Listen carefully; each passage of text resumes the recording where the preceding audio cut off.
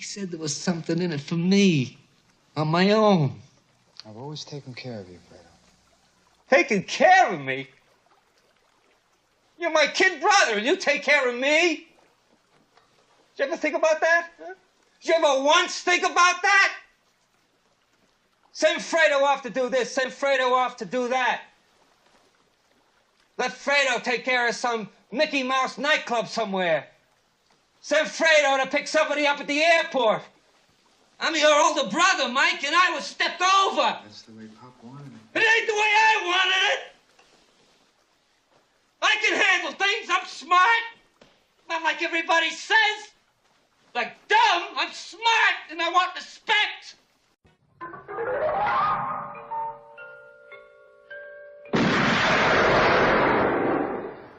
Do you expect me to talk?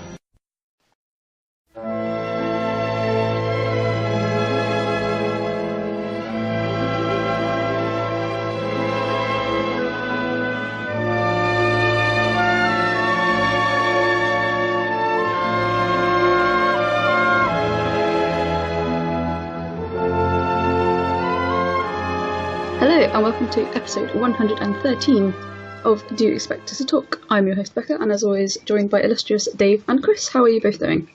Good evening, folks. I was going to do like a really bad Italian accent, but I thought, no, best not. Ciao, buonasera, come va?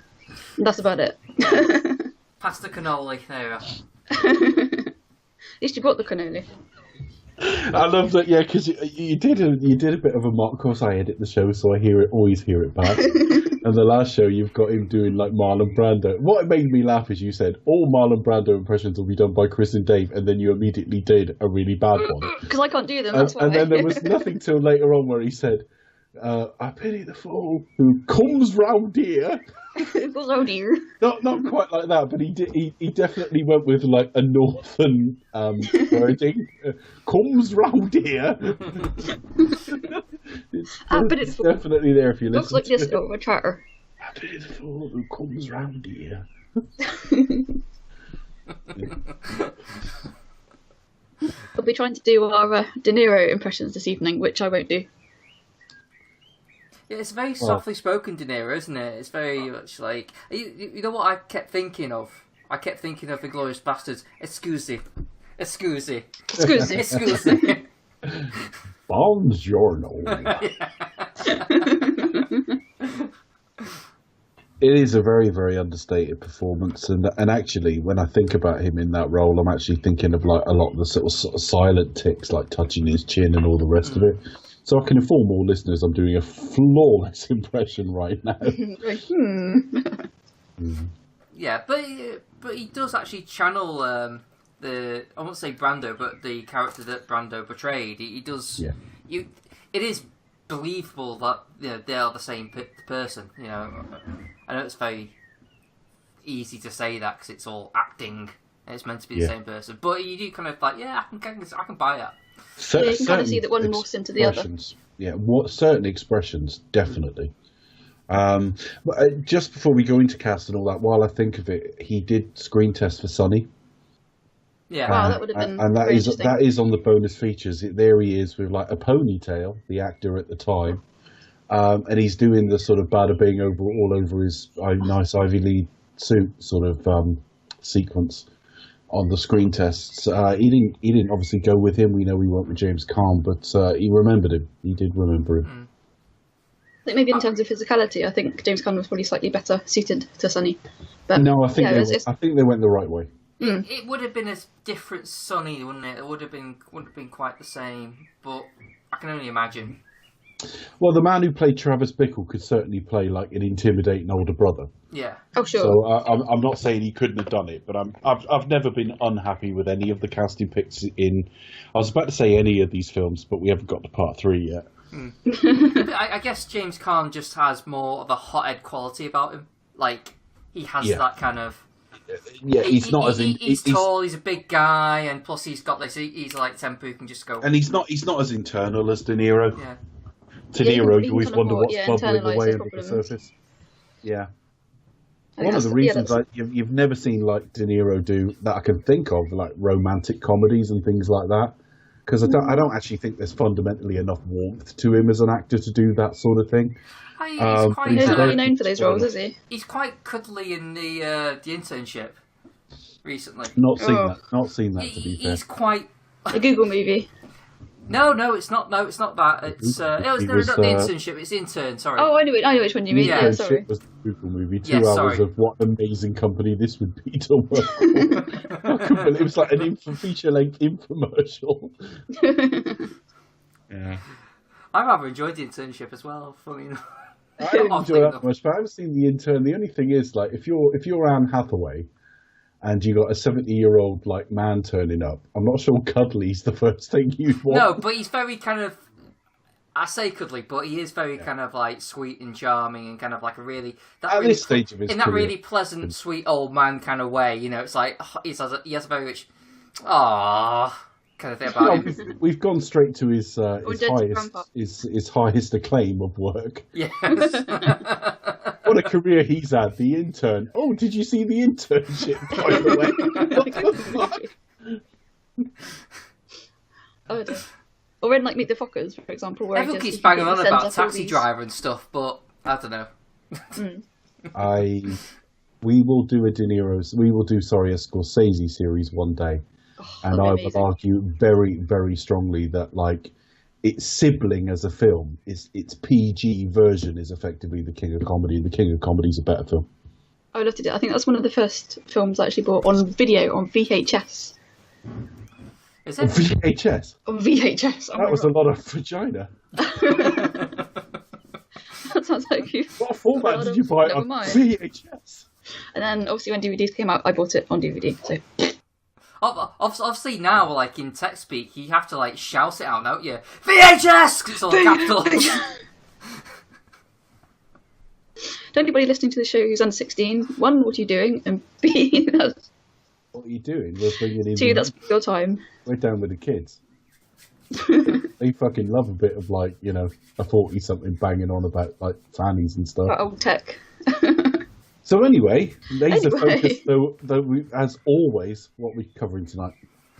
As always, we're delving deeper into the Corleone saga as we review The Godfather Part 2, starring the most famous people, as the cast list is exhaustive. Al Pacino, Robert De Niro, Diane Keaton, Talia Shah, Robert Duvall, John Cusack, Joe Spinell, James Caan, and Harry Dean Stanton. I totally forgot he was in this film. And one guy who just constantly kept thinking of Jimmy Greaves. Oh, right. If anyone actually ever... Michael V. Gazzo. Yes, he does. Yeah. Funny. I just kept thinking of, like, ITV in, like, the early, late 80s, early 90s, doing soccer.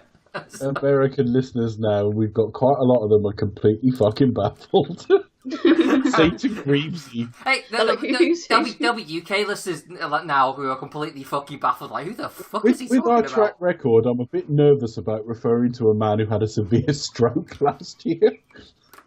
Jimmy Greaves. He's a legend, though. You know, within football. Well, it's a controversial view. Yeah, he had a major stroke last year, so with our track record, expect to read Jimmy Greaves has died just around the time the show comes out. In a minute, I'm not even going to want to give out my Twitter handle. It'll be the Tasty Boy 1978. Do you expect to talk Curse of Death? Anyway, yeah, so The Godfather Part 2, 2 years after... Written, but, as you said earlier, it literally is like Mario Puzo is The Godfather Part 2. Well, in some respects, yeah, because we'll talk about the structure of the film in a minute, because it's going to give us problems as a review. It's a much more difficult film to review, not for its inherent quality, but it cross-cuts between time eras, and it's not always the case that each visit to a given time era has a self-contained little vignette, if you like. So, certainly with the more modern day stuff, it isn't modern day. When I say modern day, I mean the later era in the film. It's still the 60s. But when I talk about the modern day, I'm talking about Al Pacino's part of the film, if you like. It's more the case with the earlier part of the film. I think I can isolate what happens in each little visit to that era much more easily. But it is a difficult, disjointed film in a lot of ways. frequently regarded as the gold standard of sequels. And I can see why, because sequels were always something that was like a little cash in and a rinse and repeat of what had gone before. Is it a sequel though?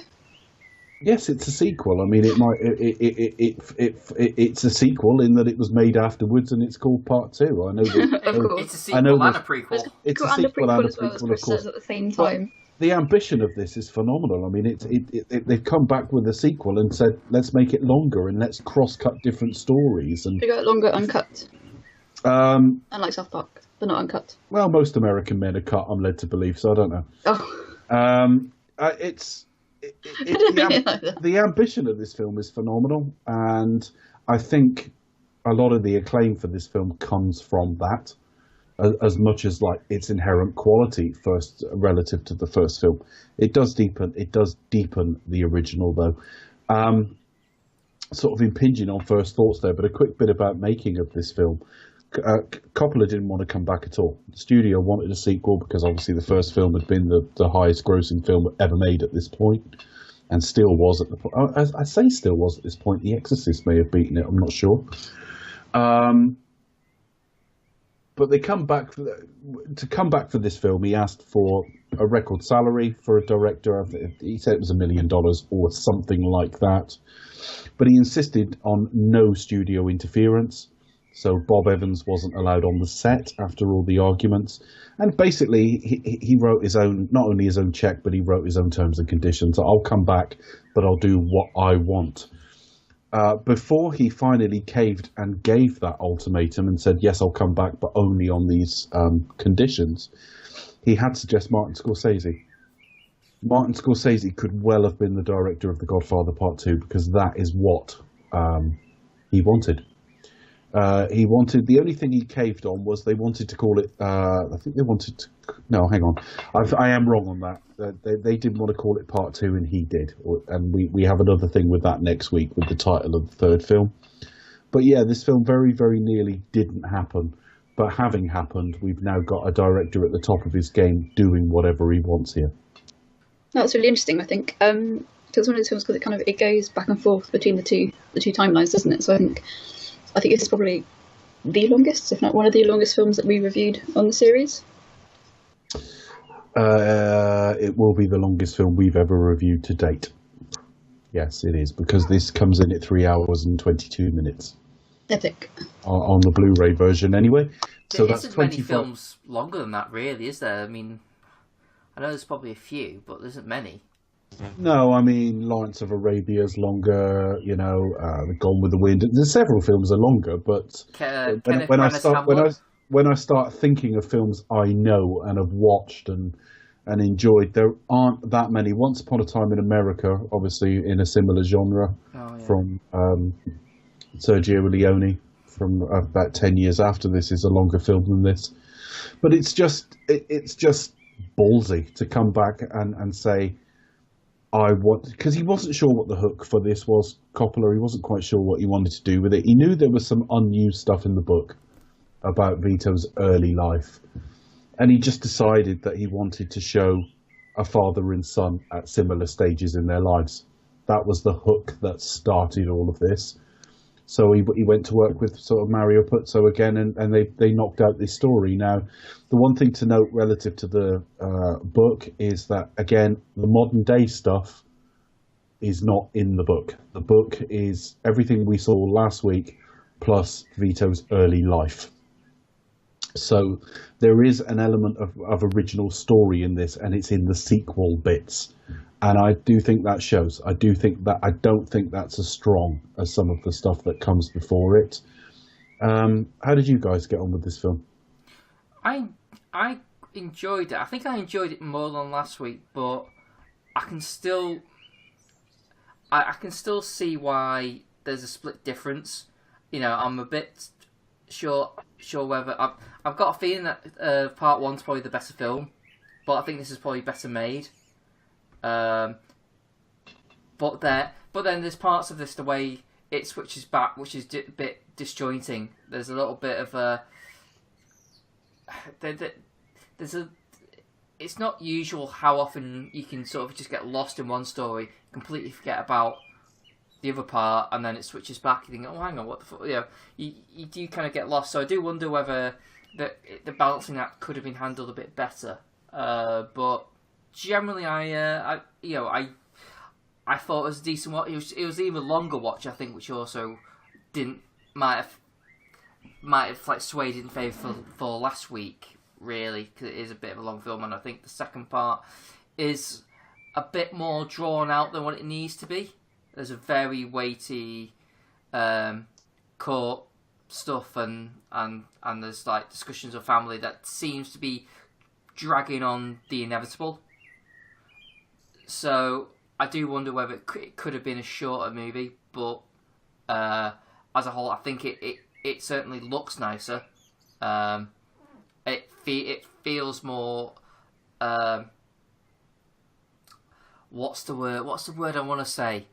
It feels more polished as a film. So it's and yeah, I kind of like soaked up the performances a bit more, but yeah. So I'm kind of like 50-50 whether like which one I prefer, but at the moment I'm leaning towards part one. I would probably be in agreement. Within the pantheon of cinema and film sequels, I have the impression that Godfather Part 2 is the most favoured within the series. And, like if you want to be trendy, I'm not calling out hipsters or people like that, and obviously my opinion might be a little bit passé as well, because I'm permanently living in the 2000s for some reason. It's quite trendy to say, oh, you know, your favourite sequel is Godfather Part 2. I always like to spit in the face of the trendy opinion if I can. It's like with the popular opinion is like Terminator 2 is better than Terminator 1. You know, but both me and Dave will quite strongly say no, it's not. Yeah. No, actually, the first one's better. So yeah, we'll agree cover that one day, and I'll prove it with science, because Part 2 is not barely even a good film. It's just fucking shiny. It's like Goldeneye, like every other film in this world. It's like Goldeneye. It has its merits, but you know, at the end of No, the it does, day, actually. which is a better film? The Terminator. The Terminator has the mark of genius, and the Terminator 2 has the mark of tons of cash. Yeah. Well, this is it, exactly. Yeah, it has a special place in people's hearts, but that doesn't mean... And it's got the worst child actor of all time in it.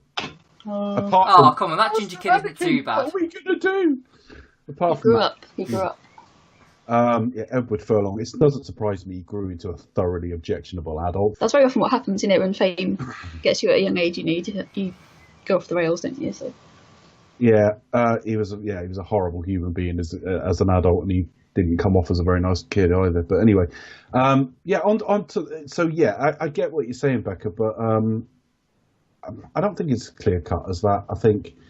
I think it's a mark of quality for a superior sequel, but by superior I don't mean necessarily superior to the original. I mean just superior to what you would normally expect from a sequel in terms of both quality and care and ambition and so on. Because this is a far more ambitious film than last week. Oh, definitely. Well, I'm basically kind of like arguing the same as Chris. Really, it's like it's one of those things where, you know, it might be trendy to say, oh, yeah, the second one is my favourite, or it's an absolute classic. Like I'll have this debate, like with my uncle, for example, who's a sort of probably like along with my dad, like one of the biggest cineasts in my family. But yeah, I would say I do appreciate in terms of scope, in terms of ambition, and the stories being told, because it's two films in one, isn't it? You're basically telling two threads, and you kind of, you know, you've got the two storylines running kind of concurrent to each other. But no, I do. I was going to say, even though it might be popular to say the second one is the favourite, as it were, it's the same with Star Wars. Not that 2 is, you know, is like a bad film, and not 2. Episode 5 even is a bad film, but like I just prefer Episode 4. There's different reasons there, though. Exactly, that's it. The whole thing with Empire with you is you have an aversion to very dark. It's as simple as that. You like the world to be quite cheesy. Quite shiny. So it's a bit like Bond's opening sequences. Objectively, title-wise, Skyfall is probably the best one they ever did. But you're like, bit dark, isn't it? So but it's a bit depressing. Yeah, exactly. And I think that's the whole thing with Star Wars. I don't think you can necessarily argue this here. I don't think tonally it's wildly darker than last week's. I think you're just expressing a preference.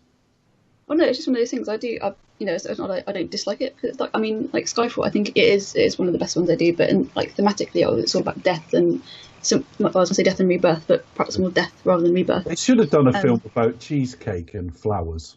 They should have done. Although this is why I would like to do like a series of animated films. The Right Who Loved Me. This is why I would like to do a series on like Studio Ghibli and some anime films, for example, as well, because there are really lots of dark themes. Incidentally, if you listen to this as the week we put it out on Saturday on Channel 4 on 9 o'clock, I think is Princess Mononoke. I urge everyone to watch that. It's a masterpiece. So if you're listening to this on the day of release, yesterday, folks. Yesterday. Since we put it out 2 years Given these normally come out on a Sunday. Yeah, if you put it out on the week of release. This Saturday just gone. You missed it. It'll be on catch up, but never mind. But no, I was going to say, in terms of, I'm not. I have watched some dark films. Like, for example, this is Godfather Part 2 isn't the cheeriest of movies, shall we say? But it's definitely up there with, like, for example, my top 3 sad films, which is Grave of the Fireflies, and the other one is When the Wind Blows, which are interminably depressing and deal with very dark themes. I can't hear When the Wind Blows now without thinking of When the Whistle Blows. I'm still thinking of You have to laugh! Yeah. Oh dear. But obviously the one letter being about Ryan Briggs' animated tale of nuclear disaster. It's a bit sadder than a melting snowman, really, isn't it? That devastated me when I was a child. I was like, oh. But then soothed by David Bowie, obviously appearing in the front in the title credits. But yeah, no, just basically, I was going to say the crux of my, well, not really argument, but just saying that I do appreciate the ambition behind this film, and I would agree with Chris. Like, I prefer the first film, but this one is a lot better made. And again, you're following that arc of Michael and kind of watching Al Pacino's performance change, and as soon as you see him on screen, he's getting bogged down by becoming the doll, and he's kind of more stressed out by it, and just kind of following his downward trajectory, really. I would say what this film has over the first film, it has a bit more emotional weight.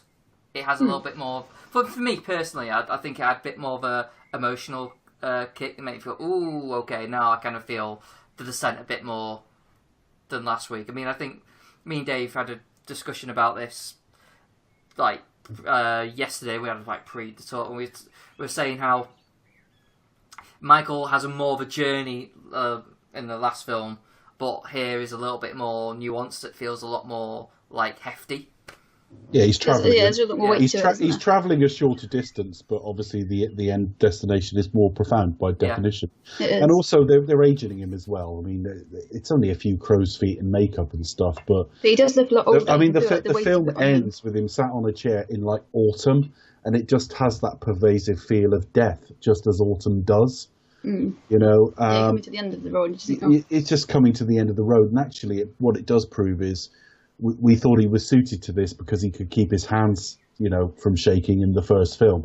This film tells us he's not suited to it at all. No, he's only one strand of his father, and you can't run a balanced life on one strand. He couldn't manage the family and the balanced lifestyle. He could manage the coldness, and he could manage the ruthlessness. But he fundamentally wasn't a balanced personality in the role. Probably why he was a soldier, because he could keep his calm. Yes, exactly. Whereas we'll get to a point, and I think one of the problems with the film is it's very rare I'm going to mention these two films in the same fucking breath, but it reminds me of watching documentaries around the making of The Phantom Menace, in that Lucas put a cut up, and they just said to him, his trusted people, the Frank Marshalls of this world and so on, were saying to him, you're cutting between everything too fast. And Coppola was effectively told the same with this. There was a lot more cross-cutting between the two different eras, and actually they cut it down to about 4 or 5 spells in each era this time. But what if the ability to be able to do that, just cut the amount of cross-cutting, tells you that the thematic rhyming between the two eras isn't actually that strong. We don't see something in 1917 and then we see something in 1958 that really reminds you of it. They're on two very different stories, but there will be sequences we'll come to as we go through it where I can almost point out that Vito is much more suited to this life than Michael ever was. And I've really only thought about it as we're talking now, and I know the sequence I'm going to refer to.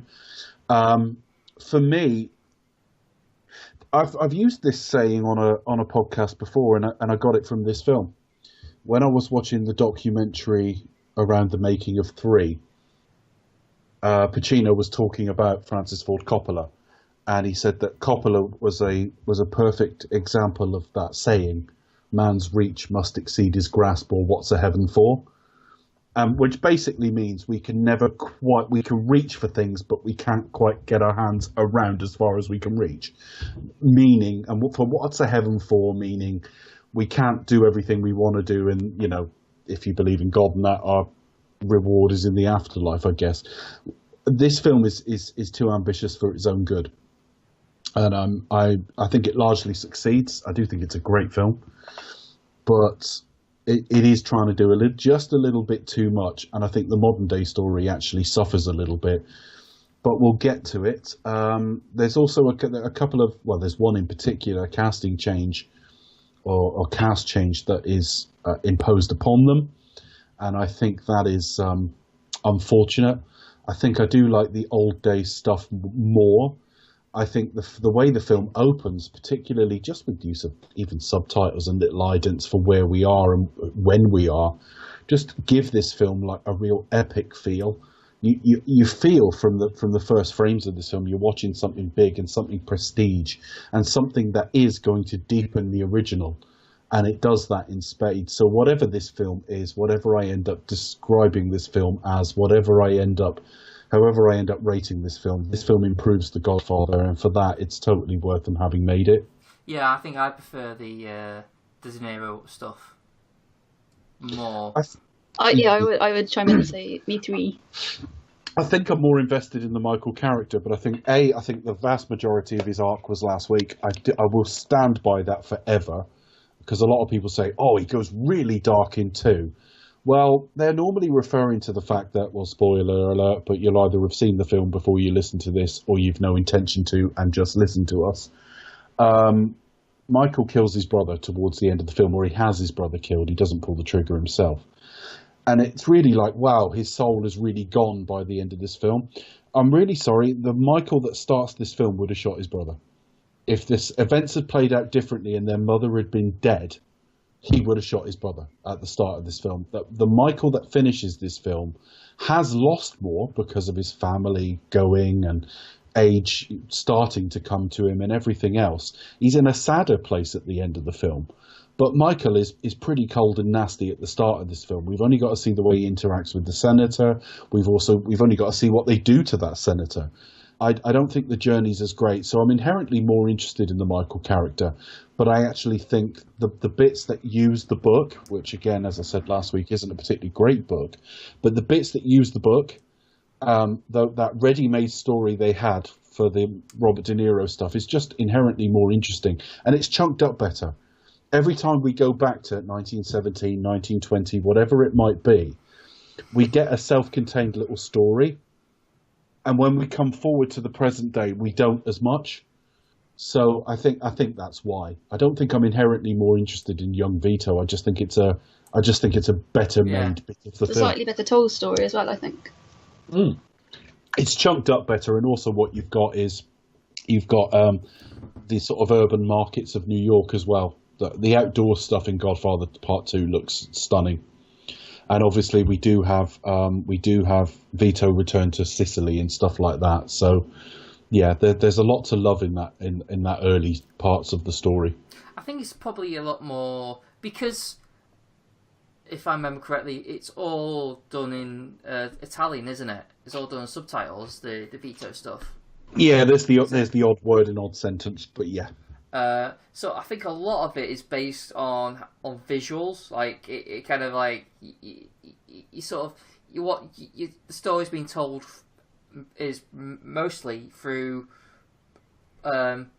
from what you see, you know. So you've got to keep your eyes on the screen. Yeah, whereas Michael bit, the Michael stuff is very plotty, very wordy, very kind of. You've got to pay attention, really, haven't you? And sometimes you think like, I'm not sure I'm that interested. I've just get to like the murdery stuff or whatever.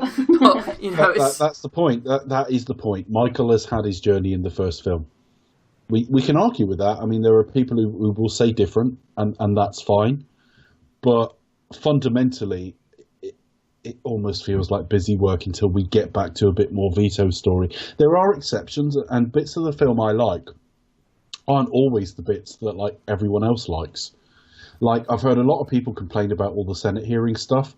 I like that because it gives this story more of a grandeur. That fuck me, the U.S. Senate was interested in that. Yeah, no, that's really exciting. So I really like that, but I don't think I'm right in saying Chris isn't a big fan of that stuff. No, it just passed me by. It was just like, okay. The other thing is you've got. I mean, you could level. In the first film, Michael and Vito sit in the garden, and he's telling him that the person who comes to you offering peace is the traitor. And you could sit and think, well, how does he know that? But actually, it's quite logical, because the only thing that had allowed Michael to come back to the United States safely a few years before had been a promise to Vito. Vito knows he's fading. Vito could almost say, and that will happen at my funeral. Because he's basically, as soon as he's gone, Michael is no longer safe, because promises of his safety were made to Vito. In this film, Michael is postulating things that he can't possibly know. He's in Havana with his brother explaining how he's going to be assassinated that night. No way of knowing that, where it's going to happen, when it's going to happen. And I've watched this film time and again thinking there must be something I've missed. And I just think, frankly, it's not as well written a story. It's as simple as that. I don't think this story wasn't ready to go. Whereas the first part, and it's only 2 years after the last one, whereas the earlier parts are taken from a ready-made book, much as part one was. So I just think it's a better told story. I'm more interested in Michael, but I think the earlier stuff is the better film. It might be like a gut feeling that you knew, or maybe just like his instinct. Yeah, I'm sure it's all of that. Or somebody will point to a scene and say, "Oh no, somebody said that to him," and I'm thinking, well, okay, fair enough. I've seen this film a double-digit number of times. There are things Michael postulates that he can't possibly know. A lot of the Cuba stuff, it looks great, but I don't really see the point. I'm not that interested in a lot of the Hyman Roth stuff. So yeah, there's a lot in the present day stuff, using present day loosely, that I'm not that fond of, but more time with the family is always a good thing. The thing that interests me most, and I think that this actually chimes with what I said last week about the appeal of the first film, it's the family stuff. It's him alienating Kay. It's Kay taking the ultimate step. The ultimate step would be murder, but to Italian and American family, abortion would be pretty much the ultimate step, I would have thought. Especially in terms of being Catholic family as well. That's like that's like the ultimate no-no. Yeah, absolutely. And him eventually shooting his brother. Now, whilst I don't think that is a character arc through this film, he still fucking did it. You know, and stuff like that. And then towards the very end of the film, we get a scene of them from years before. And of course, they've taken off the slight aging makeup, they've washed Al's hair through, and suddenly they look decades younger. Even though, you know, and you just realise how much he's aged himself through a bit of body language, a bit of padding as well. Pacino's put on a little weight for this film. Only a little bit, but enough that he's got just a touch of middle-aged spread compared to last week. So, I mean, we've just talked for a long, long time without really describing anything. There's a hell of a lot of richness in this. I think of the colour palette as well, between, you know, especially between like Sicily and New York, and then coming back to what we call the modern day in the film. So that, yeah, the Michael storyline, definitely. You can always tell in terms of the film's colour palette as well when it's obviously starting to go downhill. But you kind of literally starts off, you know, the richness and vibrancy of it, and then it kind of becomes kind of more granular and more dark. It definitely does. It definitely does. And we see a lot more of it. We just see a lot more autumnal and winter. I mean, he's coming to that kind of stage of his life as well, isn't he? Well, I mean, he comes back when Kay has supposedly miscarried. We later find out that's not what happened. That's, but that's a brilliant scene, by the way. He comes back it's in the horrible, but depths it's of brilliant. winter, and he comes into his house, and like, it doesn't feel like his home. Michael has just totally shut family out in an attempt to, I presume, keep them safe. And yeah, we'll get onto that as we go through it. But certainly, I wouldn't argue there's no richness in the modern day stuff. It's absolutely chock with themes. But I just think the better told story is the older stuff. Better told, not necessarily better stories, better told. What I want to ask you, Dave, is you've seen this in the TV version, haven't you? Where it's done in actual chronological order in terms of like, how does that work? How does that play out? Does that? I genuinely,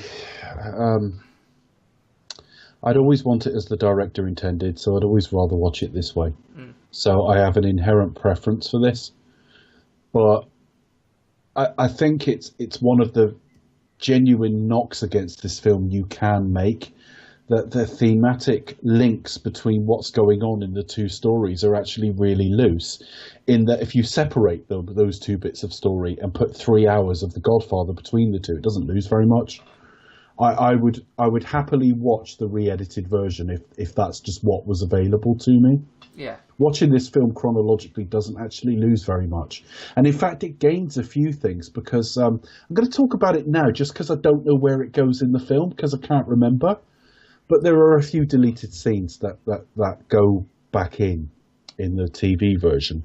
That's to make more money, make it longer, more, more sort of revenue for, because you're being paid by the minute, I'm assuming. A bit like Superman, there's a 3-hour TV cut of that.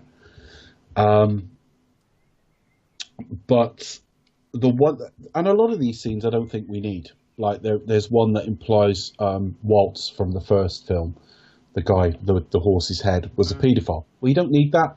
You really don't. It adds nothing other than, well, I mean, I wouldn't call it sleazy per se, but there's an element of just like putting in that oversized private part storyline. It's just a bit of prurience that doesn't actually add anything. But the one thing that one scene I always wish they left in was Apollonia is killed because Michael is betrayed by, I think he's called Fabrizio, one of his bodyguards. It's the bodyguard that's constantly banging on about America, which is a clue when you see the film again, that he's open to being bribed. Anyone who's willing to fund him out of Sicily and over to the United States, where all of Michael's enemies are, is going to be in a very, very good position. Do you know what I mean? So, obviously, she's killed by a car bomb. And years later, somebody puts a photo in front of Michael, and Michael's like, that's him. I found him. Next thing you know, I know I've got this wrong, anyone listening who knows, but I'm just going to pick a city. That we're in Chicago. This guy's now running like a pizzeria. And he walks out of his pizzeria last thing at night, gets in the car, and it blows up. Michael puts a car bomb on him. And the whole point that, like, Michael would never forget, I think is, I just wish they'd left that in. That's the one deleted scene that I just think I wish they'd left it in. But in short, you should always watch these films the way they're intended. There are probably things as we talk about it that I'll go, I've just mentioned it in the opening part, that I've said, actually, if you watch that bit, you can see Vito's more suited to the life than Michael is. Well, you need to put the two stories next to each other to actually think about that stuff. But most of the time, the stories are kind of working in isolation from each other. So I don't. I never really got the connection. I'll be honest. I never really sort of got. I mean, it's the rise of one as it's the fall of the other, I guess. Because at the point of ultimate power, Michael is alone, and I guess also you've got Vito cementing power and respect, just as like Michael is effectively disgraced in Senate hearings. So there are links, but you've got to reach for them, really. They're two stories playing in isolation, so when you separate them, they play just fine. And it actually plays like one long saga. And I don't think that's necessarily a bad thing. The story of a man and his son, essentially. Yeah, essentially, yeah. I wouldn't argue it's better, but I would argue it doesn't lose very much. Yeah. with that, shall we discuss this film absolutely all over the place, folks? Yeah, there's no sequentiality about this film. Sequentiality. I've never found it. I don't think that's a word. I've never found it the greatest sign for this film that my favourite sequence of the film is the first. With the cue card about the father, father's being murdered. We open with like a sort of dusty kind of plain in Sicily, very scorching hot day, and the text comes up. Vito, the Godfather was born Vito Andolini in the town of Corleone, Sicily, in 1901. I'm not reading this, by the way, so if I get it wrong, apologies. But it's in 1901. His father was killed for an insult to a local mafia chieftain. His elder brother, Paolo. Don Ciccio, I think it is. His elder brother took to the hills vowing revenge. Well done. Well remembered. It's something like that. And I think they're at the funeral. It's kind of in media as and it was all done with like the Star Wars crawl, like. Yeah. And this time, episode 1 went out over his sister. Episode 2, the Empire has blah blah Luke blah. Skywalker vanished. Banished to Endor. He went to play with some teddy bears. But I've really loved that. That immediately gives it a grandeur. That there's like a rich history to this historical figure. And of course, that we very soon see him. He's with his mother. He's a very small boy, partly age and partly, as we find out when he goes to America, he's malnourished and got smallpox. And they might be at the funeral. Yeah, you don't actually see him. You just see like the far shot of like the funeral parade approaching, and you just hear gunshots and you hear like screaming, and you think they've killed Paolo. Yeah, and we're getting this all in Sicilian with subtitles, but they're shouting, "They've killed your boy." And we see him, but we don't actually properly see. So we've just been told, oh, right, the brothers vow revenge, and the next thing you know, he's dead, and he looks very young. I mean, we don't actually have a good glance, but looking at the corpse from the head onwards, it could be no more than 15. I've never really been able to place his age, if I'm honest. Yeah, but he looks young, doesn't he? He doesn't look like he's not young as in 19. He looks about 15 tops. I can't get because it's head on. Yeah. And his feet are sort of poking out the side in shot. I can't get a feel for his height, which would give me an idea of his age because I can't see his face. Yeah. So I've never really known. But this time I was really young anyway. You struck me as like, oh my god, that's actually quite young. Vito's only about 9. So yes, they did have families over a long period of time, but I think we could go with yes, he's not very old. Yeah. Which just like gives you an idea of like how tragic and rather rough that whole life is, isn't it? So the mother takes Vito to see the Don. That was kind of brave. She goes straight to the Don because she's like, well, she's got no choice. She's basically got to go and get his go-ahead that he's not going to kill the son. Yeah. And yeah, I mean, you can kind of see because I think it's like, well, it's fucked either way. This is the best shot. It's desperation. Yeah. It's total desperation that she's just like, well, he's going to be killed. The thinking is obviously, and the Don pretty much says this, that because she says he's slow. She said he's small and slow-witted and is mute or something like that. He's weak. He doesn't speak. I don't think he uses the word mute, but she basically says he doesn't speak. She does say he's weak. He's like, he's harmless essentially, trying to play him up.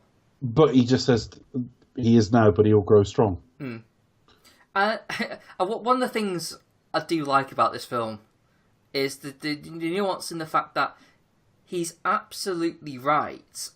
However, had he not taken that action he did, it would not have come. I kind of feel that Vito wouldn't have taken revenge on him had he not witnessed like the brutal murder of his mum in front of him. I kind of got the impression that he would have. He brought it on himself.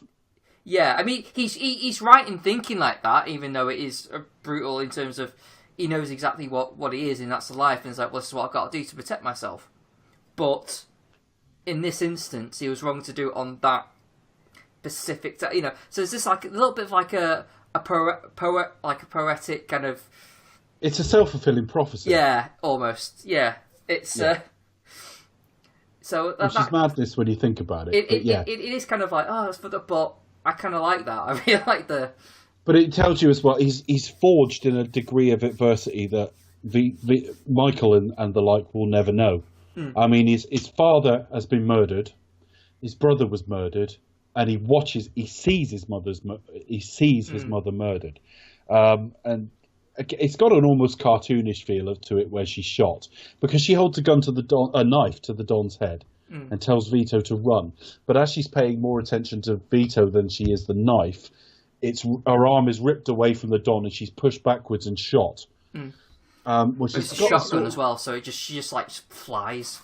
Yeah, she flies backwards. She's like thrown backwards by the force of the shot. I wouldn't say it was funny, but I would say it's got a slightly cartoonish quality to it. You didn't expect it, do you? Because I remember sort of like watching it, and I was thinking, oh, it took me aback by how she was literally flung through the air, and I was like, oh, yeah, it's like like Warner Brothers cartoon-esque almost. But on the obviously plus without side, saying it's funny. Lives in a nice house, doesn't he? Yeah, beautiful mansion. And then she beautiful. And then she gets up and says, "Did you miss me?" As a drink, and then water comes out of her chest. Yeah. Well, we said it had a cartoonish quality. And a 16-ton weight drops, or Acme dynamite explodes. Yeah. So he does a runner, and next thing we see, they walk around the village, the same village that Superman blew out all that lava in Superman 4, probably. No, they go around the village and basically said anyone who harbours the boy Corleone, will be in trouble. Effectively, give him up now. But he's obviously shepherded out because the next thing we see is on a boat coming into Ellis Island. Lovely music over that. Lovely set as well. Like a really sort of grand sort of feel of. Do you mean Ellis Island itself? Yeah.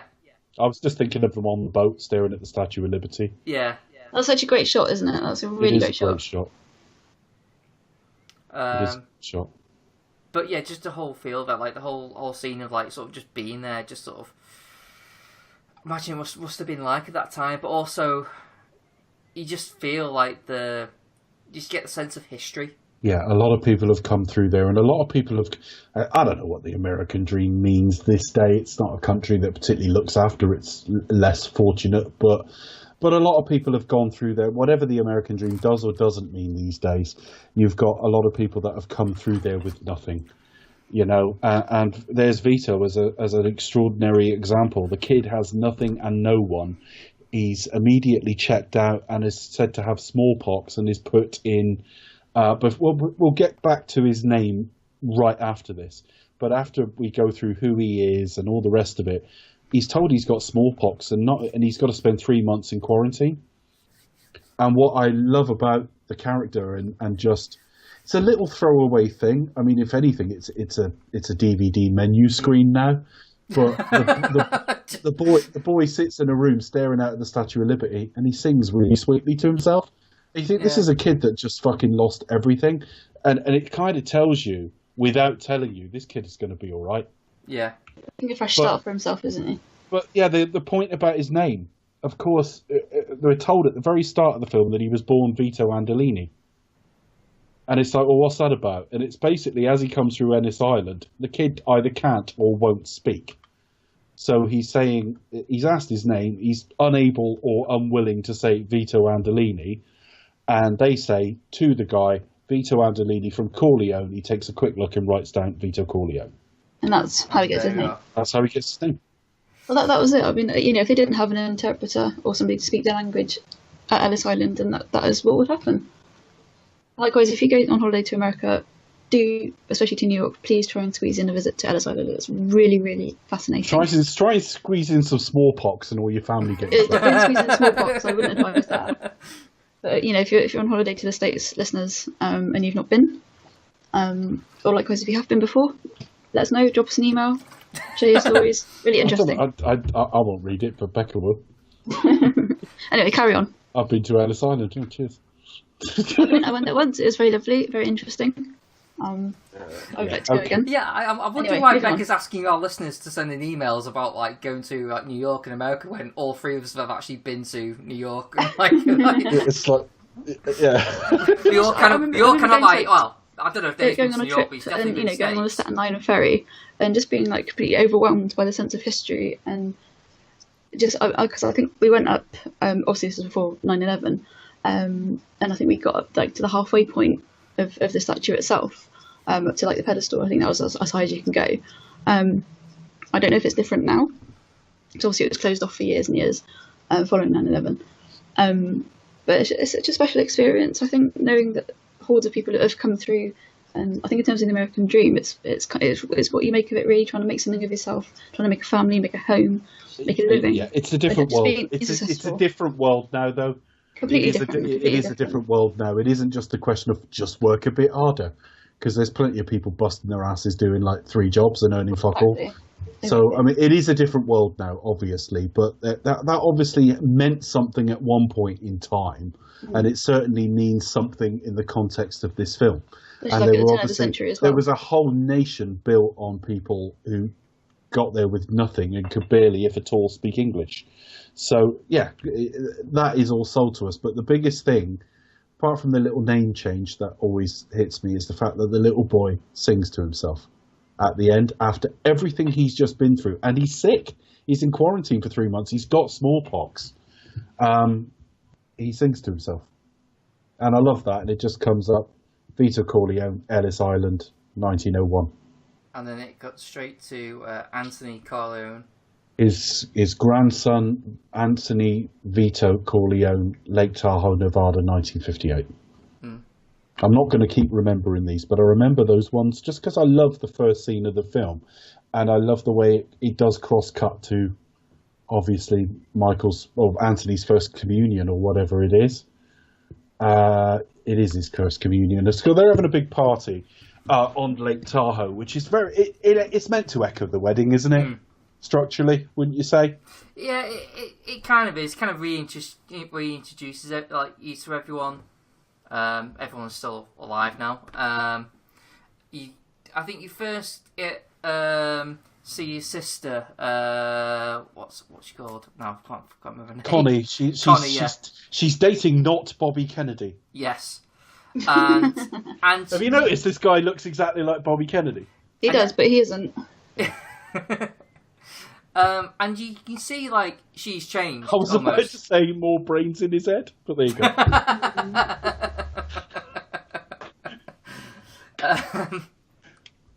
Topical joke for 50 years ago, there, folks. Well, yeah, it could be worse. She could be dating Ted, which wouldn't have ended well. Should we go for a drive? Yes. Yeah, so you can clearly see she's changed. She's come a little bit more. Yeah, you can clearly say she's changed a little bit. She's gone a little bit more. She's a fucking slapper. Kinda. She's basically gone all about like, yeah, I'm all about spending money, being like almost like just a bit of a bratish. But well, she's turning up talking to married, and he says something like, "The ink's not dry on your divorce yet." Yeah. And that would have been at least her second marriage. We're a couple of years on from the last film. So in the 2 years since the last film, she's married and divorced and about to marry again. And she's become... not even seen her kids as well, as Michael and says. She doesn't see her kids. That's the big thing. I was joking with the slapper thing. I really was. But the whole point is, doesn't see her children. So I think she says this later in the film, that she's trying to hurt Michael through hurting herself. Because Michael at least talk of family. So her neglecting her family and causing his family, i.e. herself, pain is going to hurt him. So yeah, you see like definite change in her character. Who else do we see? Well, we meet Frankie Five Angels Pentangeli. Now, I just got to quickly say that this is meant to be Clemenza. Now, Clemenza, the actor was still alive. The actor was spoken to about appearing in this. All of this story should have been the Peter Clemenza character. But the actor playing Clemenza, whose name suddenly escapes me, Richard Castellano, I think it was, or is that an actor from Star Trek? I'm getting really confused now. Who played him in? Yeah, it is Richard Castellano. It is Castellano. Yeah. He asked for quite a lot of money, but more than that, he insisted that his girlfriend could write his dialogue or something. So eventually, Coppola and Puzo, one of whom, both of whom have written the first film, and one of which wrote the characters in the first place, just said no. And they wrote him out. They tried very hard to make a deal with him, but they wrote him out. We're going to have a similar story about an even more illustrious actor next week. But yeah, Frankie Pentangeli is kind of a last-minute replacement for Clemenza, and I have to say, it's always felt like it. Yeah, he's pretty much replacement, isn't he? They've always crammed him in, and they talk about a history that's not really there. He's not in the books, is he? The Pentangeli character. No, he's made up to replace Clemenza. Yeah, especially for this film. Yeah. That appearing in this film. So it's basically like Jimmy Greaves. Yeah. That's all I kept thinking about when I saw him. He just looks so much. You cannot unsee. Casting is a funny game. That's going to be meaningless to half our audience because half our audience is not in this country. But anyway, the funny thing is, last week I don't know if I said it on air, but I could remember Clemenza drinking from a hose pipe, and I'd misremembered it. It's Pentangeli, and it's actually pretty much the same character behaving a similar way at a similar sort of event. We hear first reference to Hyman Roth because Pentangeli wants some help defending his Brooklyn territory. We find out later Pentangeli lives in the old family compound in New York. Because we see Michael in what was his father's office, and it's now like a living room or something. And he's bad-mouthing Hyman Roth, and we don't know too much about that at this stage, what that means, who Hyman Roth is, or anything like that. And I think the other thing we see is Michael's debate with the senator. Yes, they basically play hardball, doesn't he, with the senator? This senator, I'm trying to think of his name. It'll come to me in a minute. If it doesn't, don't worry about it. But yeah, there's a senator that basically is a Nevada senator. He goes along to present I think a check to some charity signed by Michael, but on behalf of Anthony because it's First Communion. But Michael's wanting a gaming license in Nevada for his his Las Vegas casinos. A license, we're told in the conversation, costs about $20,000, and the senator is asking for $250,000 plus 5% of the gross on every casino. Pat Geary, it is Senator Pat Geary. Yeah. And he's just squeezing them. And when he's asked why would I pay any more than $20,000, he comes out with quite a racist rant, doesn't he? About his type coming to our fine country. It's a bit unwise, but I think he thinks he can out tough them. Yeah, he's sort of tell them what for, and Michael just basically said, "No, here's my deal. You take it or leave it." This is what I mean about Michael's arc not being that long or that broad, because Michael is cold as fuck in this scene. When Michael says, "Here is my offer, nothing, and I actually want you to put up the money for the license." That is as cold as he is through any of the film, really. Yeah. Well, it's in the scene, obviously, when Kay reveals that she had an abortion rather than a miscarriage, and he's absolutely furious. But his demeanour is ice cold. Yeah, his eyes are darting around a little bit, sort of. But yeah, What? But it's just and obviously slaps her. But yeah. Moving on.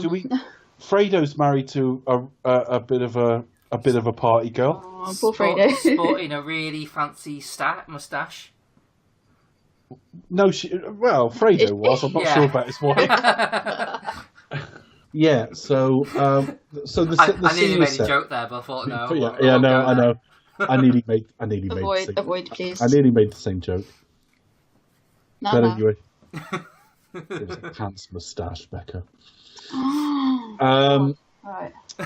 So, yeah, the scene's pretty set here. Michael is important enough in Nevada life that a senator can come to just basically do a family event. He's well off enough that a little communion can grow into a massive event like that, rivaling the size, if not bigger than Connie's wedding.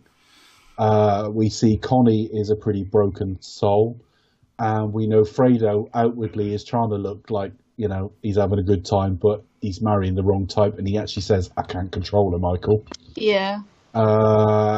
And we know that there's you know, similar backroom deals being done that we saw at the beginning of the first film.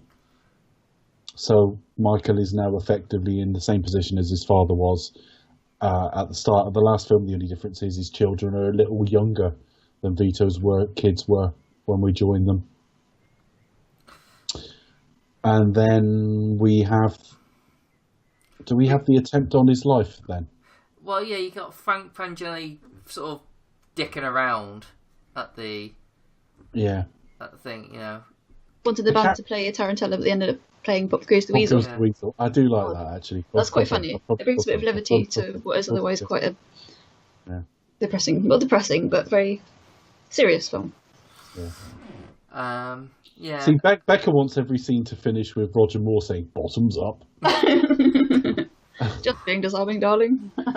Yeah, they should just have him coming in, dressed like in the Spy. You know what, I can kind of see Roger Moore just sort of glancing on screen in the Godfather films, just going like, hello. Thumbs up. That's it. Yeah. So I think the scene's pretty well set here. This Pentangeli character gets on my tits, and I've never quite understood why. So I don't think the actor's bad necessarily. Maybe it's because I know it should be Clemenza. Yeah, I was saying maybe because you know it's a replacement. I mean, it's probably because the license, because they know it's a completely different character, because they've completely changed. But they still talk about a history, don't they? Which they don't have. But the thing is, though, like I try and picture if this was Clemens, and it's just not the same character. I just can't see him being that way, like behaving that way. So like, unless something major just happened to him. He's whinier than Clemenza for a start. He just seems to be one of these like kind of almost like almost like a nuisance, you know. But whereas Clemenza was pretty much reliable. Clemenza was solid. Yeah. The very first thing first favour the Don's asked for in the first film, he says, give to Clemenza. And then basically says, we're not animals, I want a good professional job. So Clemenza's about as trusted as they get. He's a bit like Luca Brasi, but with more brains. So, yeah, I've never really liked this character, but it is what it is, and it's got its moments as a scene. And then I think we then get him sort of going to bed, him and Kay, and he notices the drapes are open. So, yeah, the curtains in their bedroom are open. And then bang. And he's like, why is that? And then suddenly, hail of gunfire. And he says he wants them alive. Fredo's wife absolutely shits herself and is just desperate to get away. I think that's about it, isn't it, for this bit? Yeah. Did they find a couple of bodies? They find them dead. Yeah. And again, I don't know if that's somebody's killed them to cover their tracks. They killed them and then shot at the thing and then this is directly related to all the Fredo stuff later. And then so where do we go? We go back to 1917. Back in time. So we get in the DeLorean and I can't remember because I always imagine it cutting back to him looking concerned in the doorway, but I think that's the next cut back. I think in this one we just get a bit of background that he's working in. I always remember that it cuts back and he's grown up while looking at Fredo. Nearly born, right? Fredo's got pneumonia. I think that's the next cutback, though. I think that's after Michael comes back from wherever it is he's come back from, and he sees Anthony, and Auntie's done him a picture and all the rest of it, and you actually see De Niro and Pacino's face in the same shot at the same time, briefly, like first time till or last time till Heat. Either way, we just get a bit of background of he's just doing sort of he's just living in Little Italy, still speaking in his native tongue. Is he married when we first see him? I can't remember. Yeah, no, it's not Fredo. It's Sonny he's looking at. Sonny's the eldest. Yeah, it's his firstborn. Yeah, so he's. Yeah. Oh yeah, okay. And he's working in like a greengrocer's, isn't he? Mm. And this sort of figure we don't see a lot of at this stage. Turns out to be Don Homer. Yeah, he goes That's a nicer dog. He goes to that sort of theatre, doesn't he? Where I kept thinking of like Escusi. Yes, he was walking along. Yeah, they see. It's just to show you what. It's just to show you what Finucci gets up to. Because he threatens to like cut the throat of the female lead of this play. This little play was written by Coppola's dad, Carmine Coppola. Mm-hmm. Carmine Coppola writes all the music in this film that's sort of diegetic, that's in shot. Anytime you hear somebody playing a piano or some music on the street or something, it's written by him. So music played at weddings, all of that sort of thing. And then obviously the score is Nino Rota, and they shared the Oscar for this. This little sort of operetta was written by his dad, I think. And I always get a little bit confused with other different films. I always think that's like Vito meeting his wife, but it isn't. He's not interested. And the funny thing is, the moral code of these films, neither of the two male leads are in any way sexual cheats. They're murderers. They treat their other half not very well. But neither of the two main cheat with their. No, they don't. They don't. You never see them sort of turn an eye to another woman. Whereas you think but there's no focus on any woman. I mean, like it was funny in this film was the first time I realised, oh shit, their mother's still alive. The mother wasn't even a presence in the last film. I couldn't even remember. No, she's just in the background really, and sometimes around a table, or I think you see her sing at the start of the first film. Yeah. And stuff like that. But yeah, little story about that later. But so yeah, he's married. He's working in a greengrocer's. We see that this Don Finucci character. We saw him at the operetta, taking money from the theatre owner, I'm assuming, threatening to like cut the throat of the female lead of the play, who's obviously his daughter, if he doesn't get what he wants. Everyone's terrified of him. Vito, again, very much like his son, looks pretty relaxed, but the friend he's there with is like, stay out of the way of this guy. And then we see him going around the local sort of area taking money, and he goes into the greengrocers. He just opens people's cash registers tills by himself and just takes what he wants. And he insists that he takes on his nephew, doesn't he? The boss, De Niro, or Vito's working for this guy. He makes that guy sack Vito and take on his nephew. He's basically just a big bully walking around, like sort of. Yeah, he's walking around in a big flashy white suit as well, isn't he? With a big... I never really get like he's one of these gangsters. I mean, ideally, how his operation would work is like, yeah, fine, you pay me money, but I'll protect you, and there would be like an element of like general security with that. But with here, you kind of feel like, no, if you don't give me money, something bad will happen, and that's the only reason why you're paying money. So there's like everyone's like kind of just scared of him basically.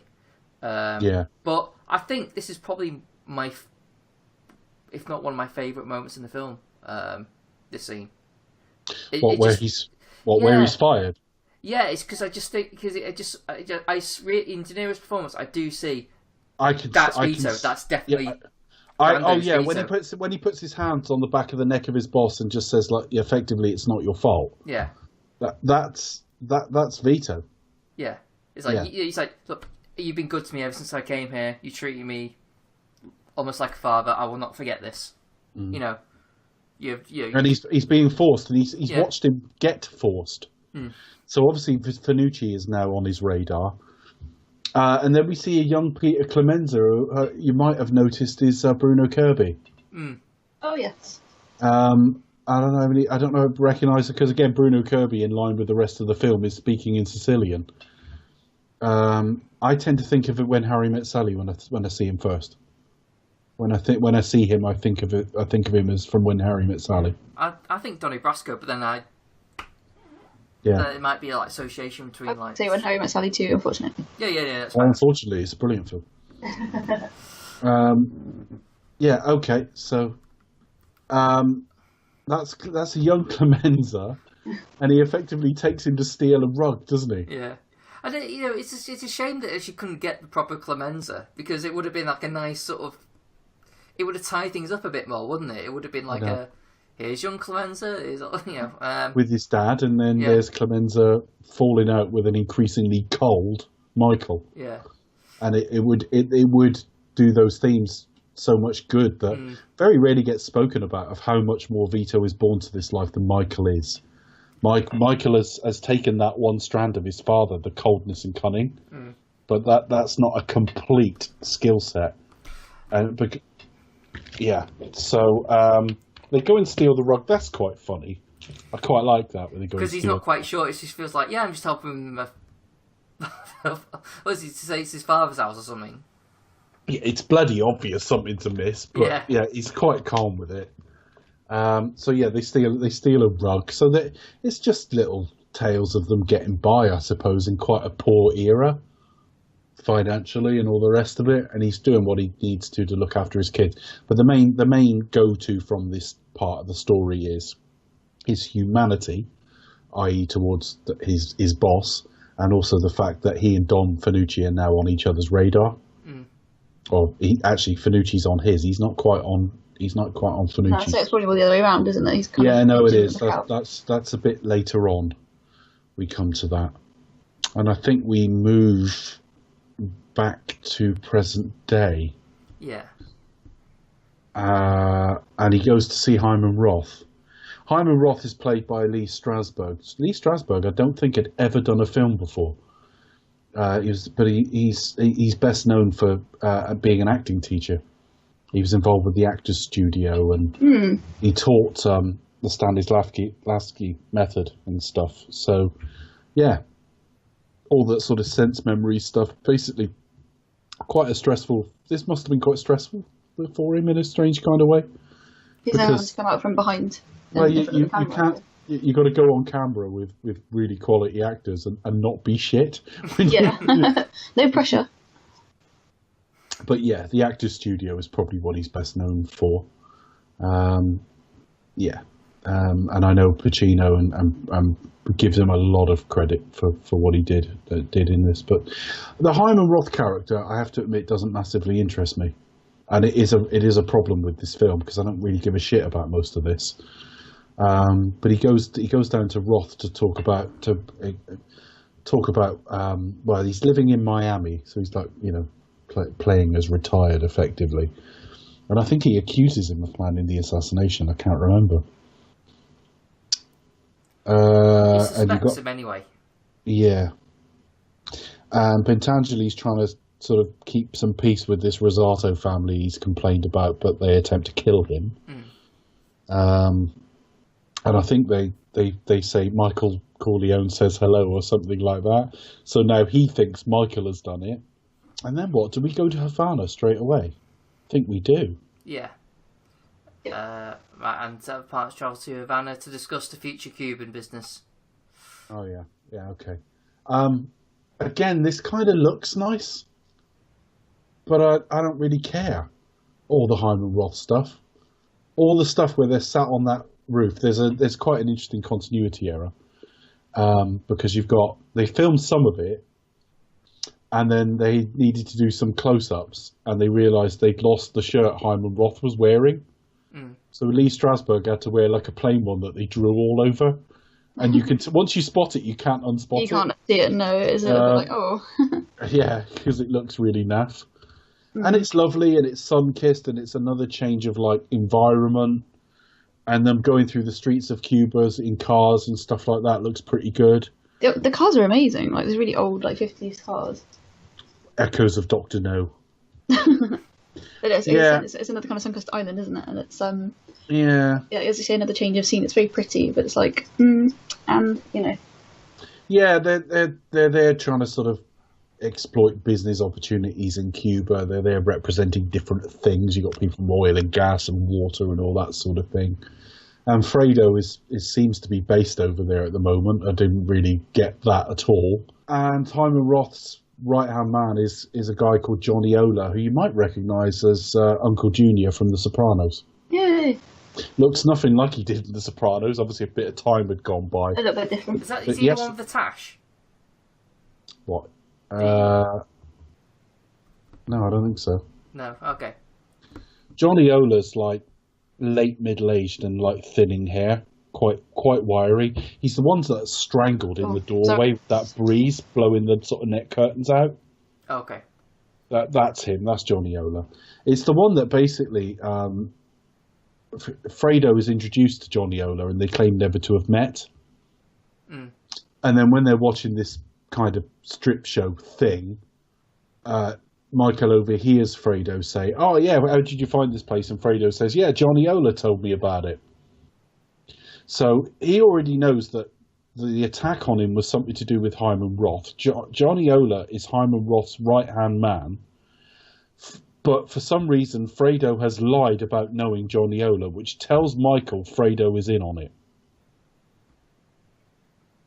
And that's one of the best bits of the film, because Michael's reaction, they're in some party venue standing,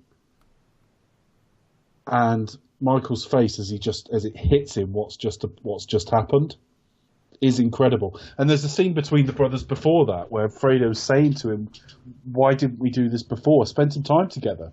They went out for a drink. Fredo was always just sent off to do stuff. He just wanted attention. And I do find that bit of the film very sad. Yeah, it's like just basic betrayal born out neglect. Kind of, and I think partly as well him trying to prove himself. So Johnny Ola is killed. He's killed in the. I say it's quite a picturesque murder.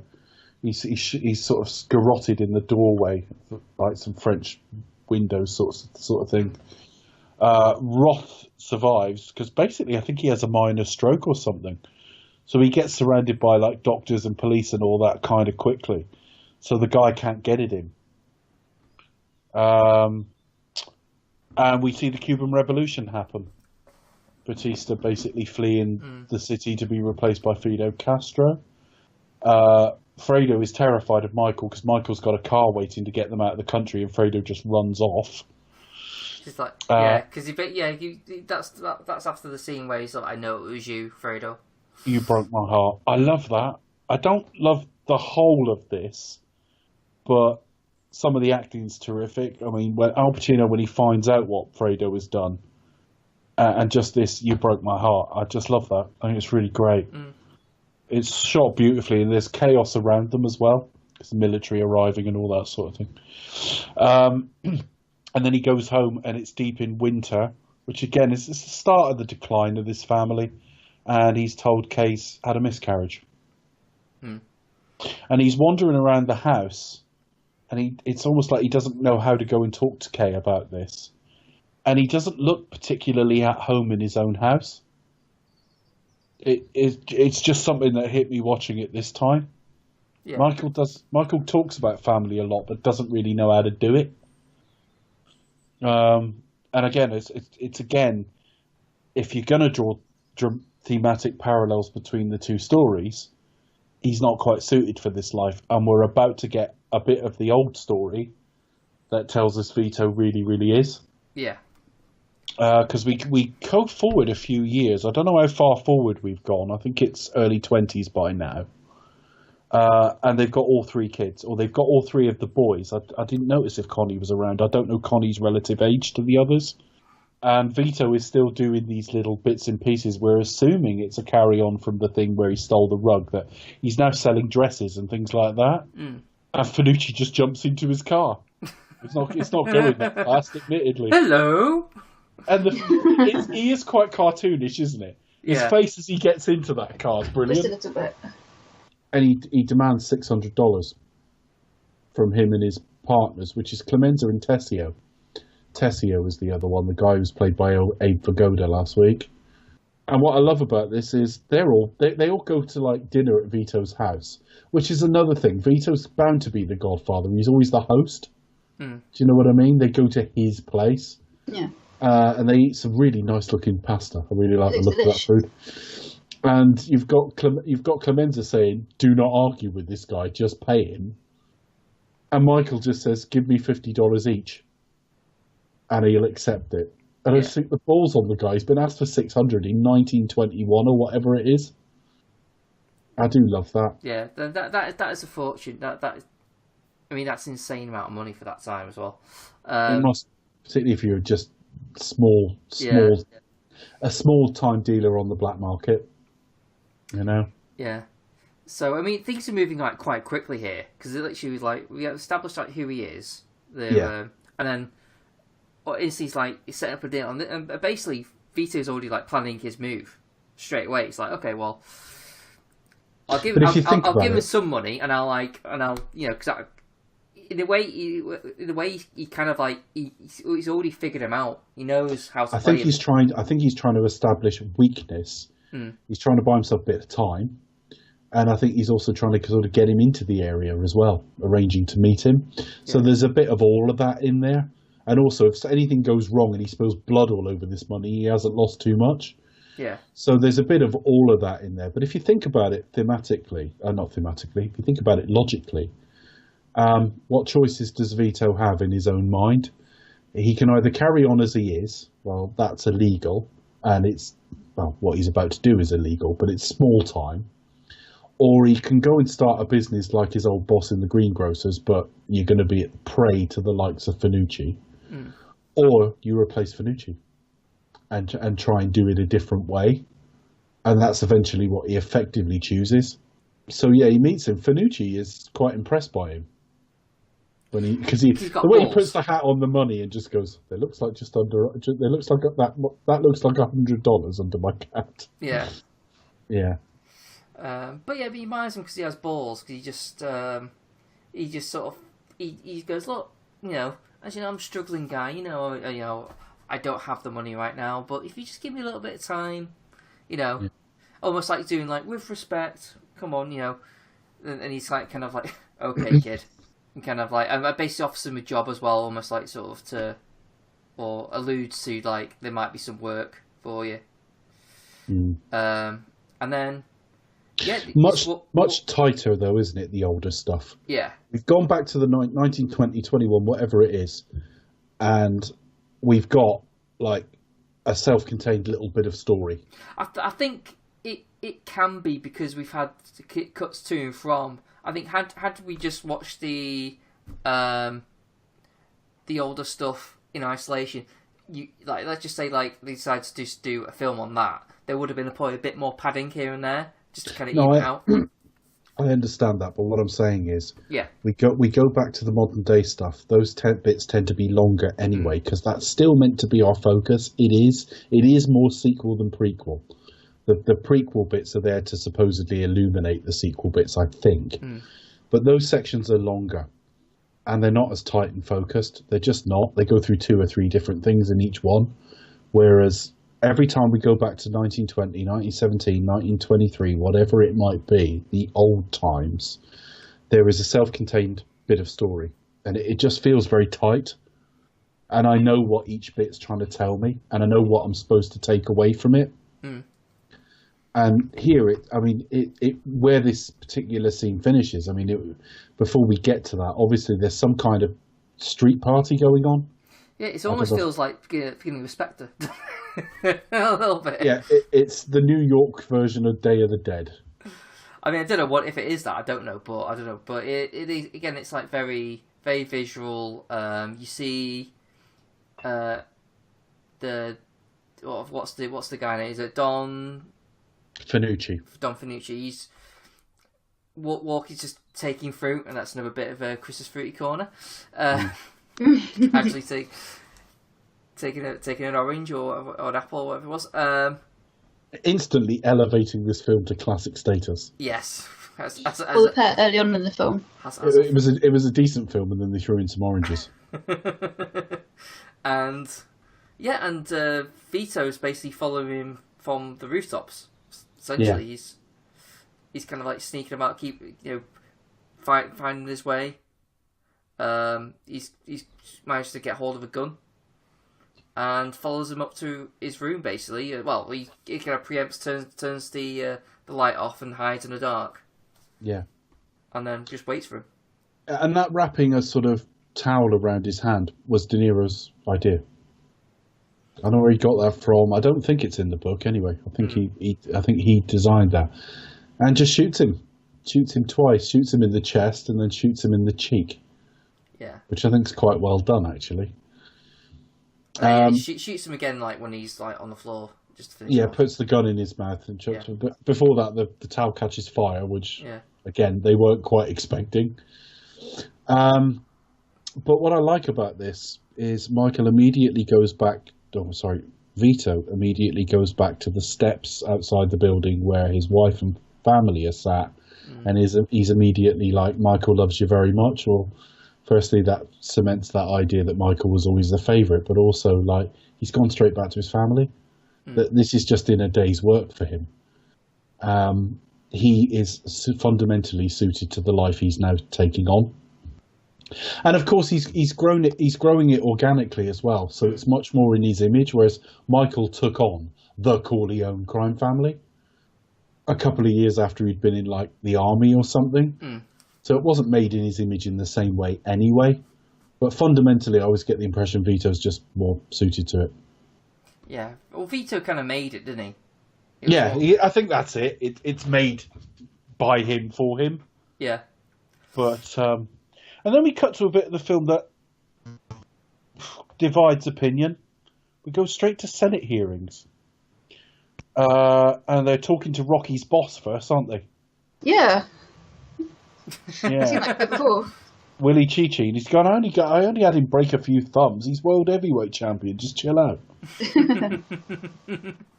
Also, one of the gentlemen on the panel, I can't remember his name, basically Mulder's father in the X-Files. Right, I've never watched an episode of the X-Files, so I wouldn't know. Never fancied it. I found out his name. I'll look him up. Yeah, alright. Okay. Fun fact, because I didn't have any this series, so... Okay.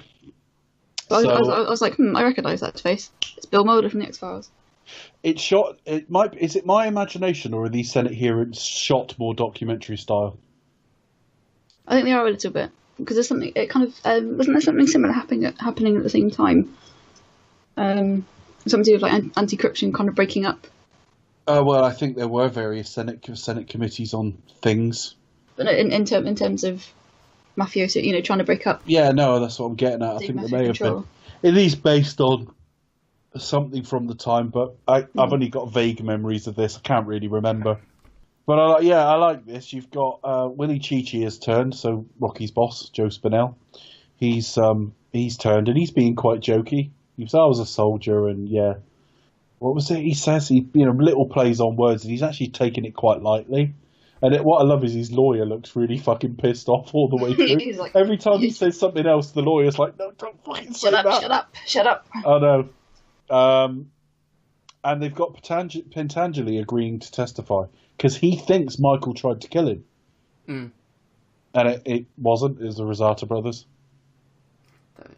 Those fuckers.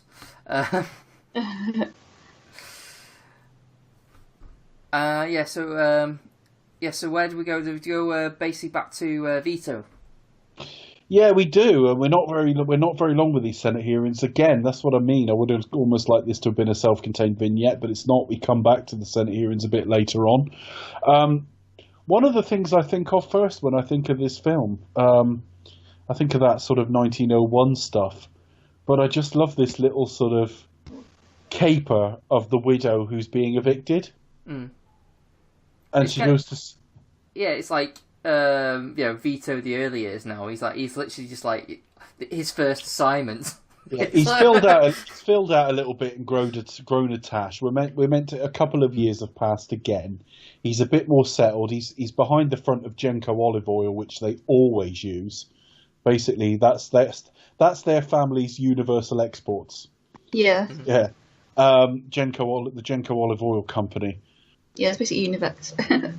What I love is again, it's the basis of reason first, because she's being evicted, so he has to see the landlord. The landlord comes to see him. He's quite reasonable, even offers him a bit more money, and the landlord just mouths off about this woman. And what does Vito do? Doesn't threaten violence. He just says, "Ask around about me." Yeah. They see. It was more like, you'll see if I'm a man of my word. I'm good for it. And it's like the next scene, he's coming in, and he's fucking terrified. And they've done something. They did something to that lock on the door, so he struggled with it. They did that deliberately. He can't get the door open, then he can't get it shut, and he's turned around and going "Scoozy" and stuff like that. And it's the actor panicking because he can't do his part properly and stuff like that. I think that's amazing when that happens. That's amazing because it adds a level of realness to it.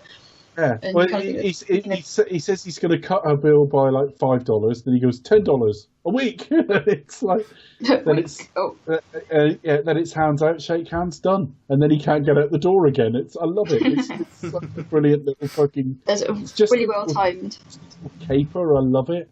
And again, you've got Genko olive oil properly sort of being established. So at this point in the film, as much as I'm kind of liking the Senate hearing stuff. And it probably is my favourite part of the modern day. I'm happier in the past. I'm happier with Vito's story. Mm-hmm. Remain more interested in Michael, but I'm just enjoying the little tales they tell each time we go back. Yes, so we go back to the present. Yeah, we're in Nevada. We are. This is probably one of my favourite modern day scenes. Michael and Fredo together. Again, it's on the it's one of the if you get the DVD version of this film, I'm not sure Blu-ray because I've never paid that much attention. It used to each like film had 3 different menu screens that it would sort of randomly go between, where there'd be like a little bit of movement on a loop. So it would actually just look like one was Vito sat as a little boy looking at Ellis Island. And it looks like he's just sat there in perpetuity, but it is on a loop. And one of these was Fredo sat in that chair, almost lying down by the lake with Michael stood there.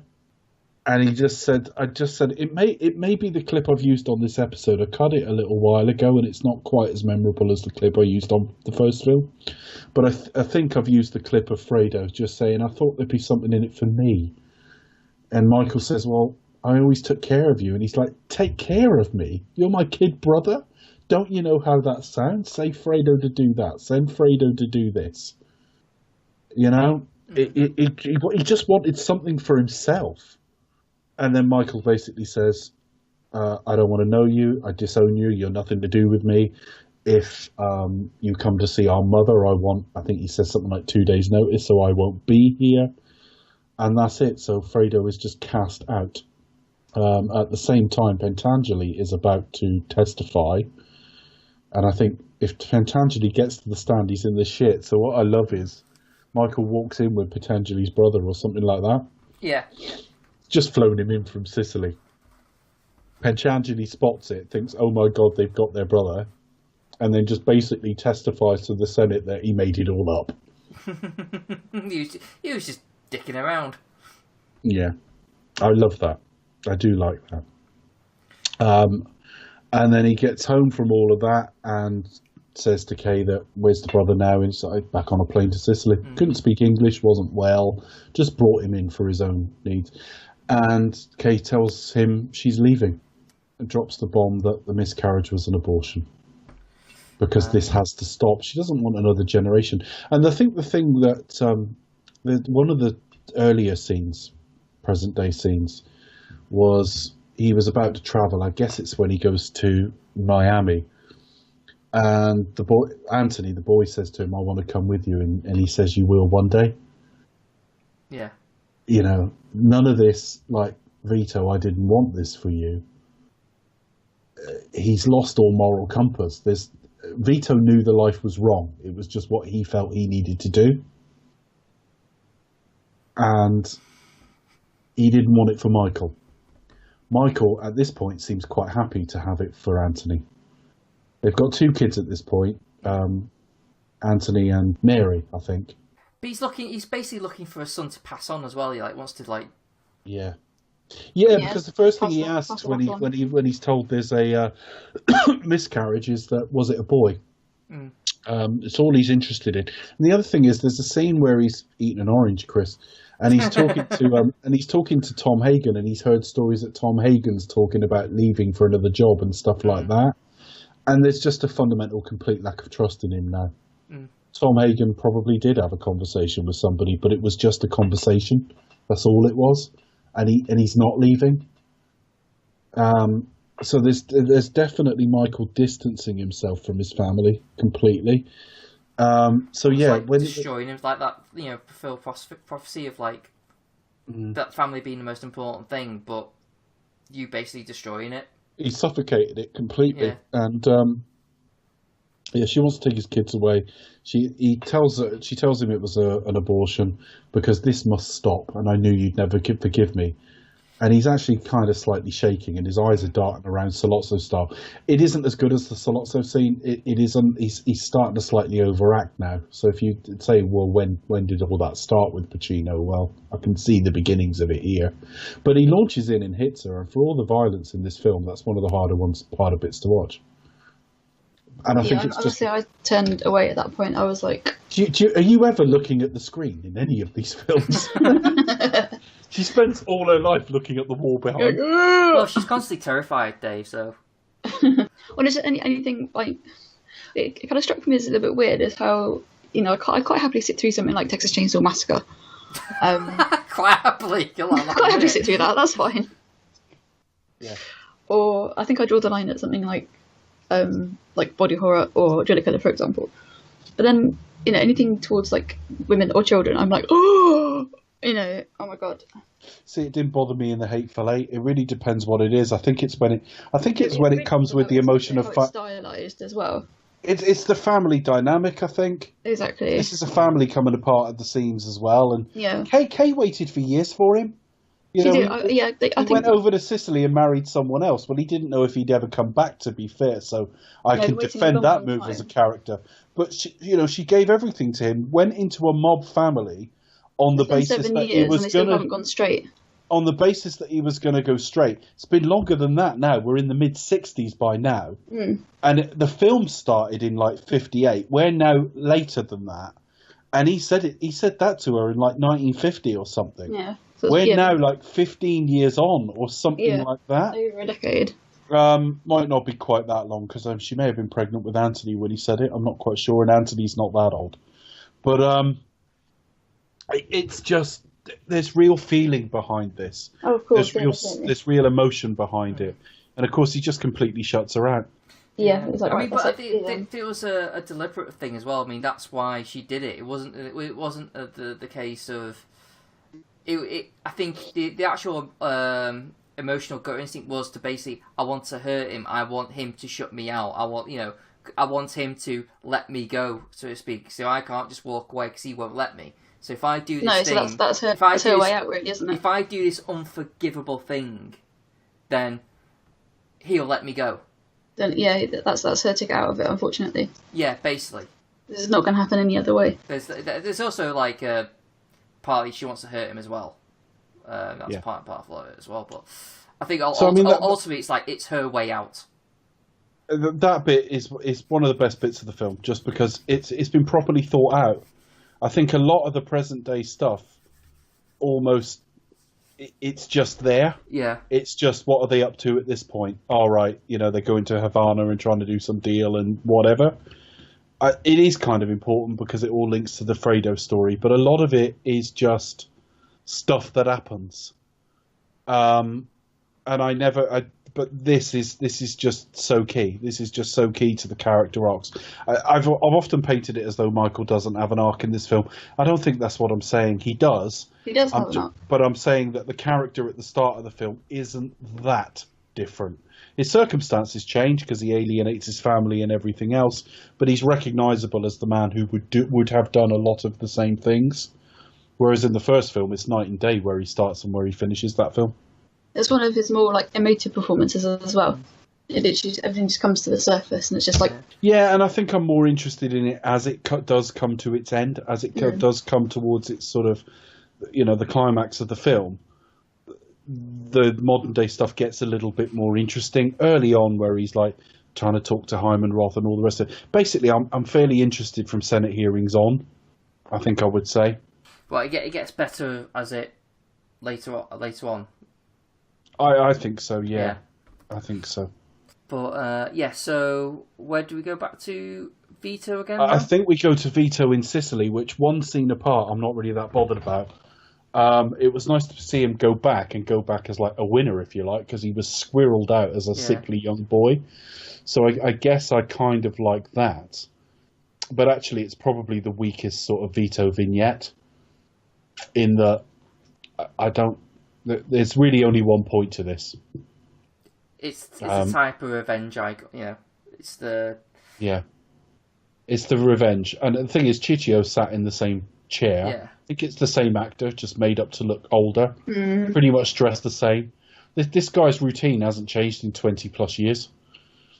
No, he still intimidates the old. And he goes in with an offer. But it looks more run down, doesn't it? I mean, there only seems to be like it's more kind of crumbling, isn't it? So there's less bodyguards around, or so it's past its heyday, isn't it? Yeah, certainly. I think that's why it's kind of meant to look as if it's crumbling, as if like his, as a Don, he himself is crumbling.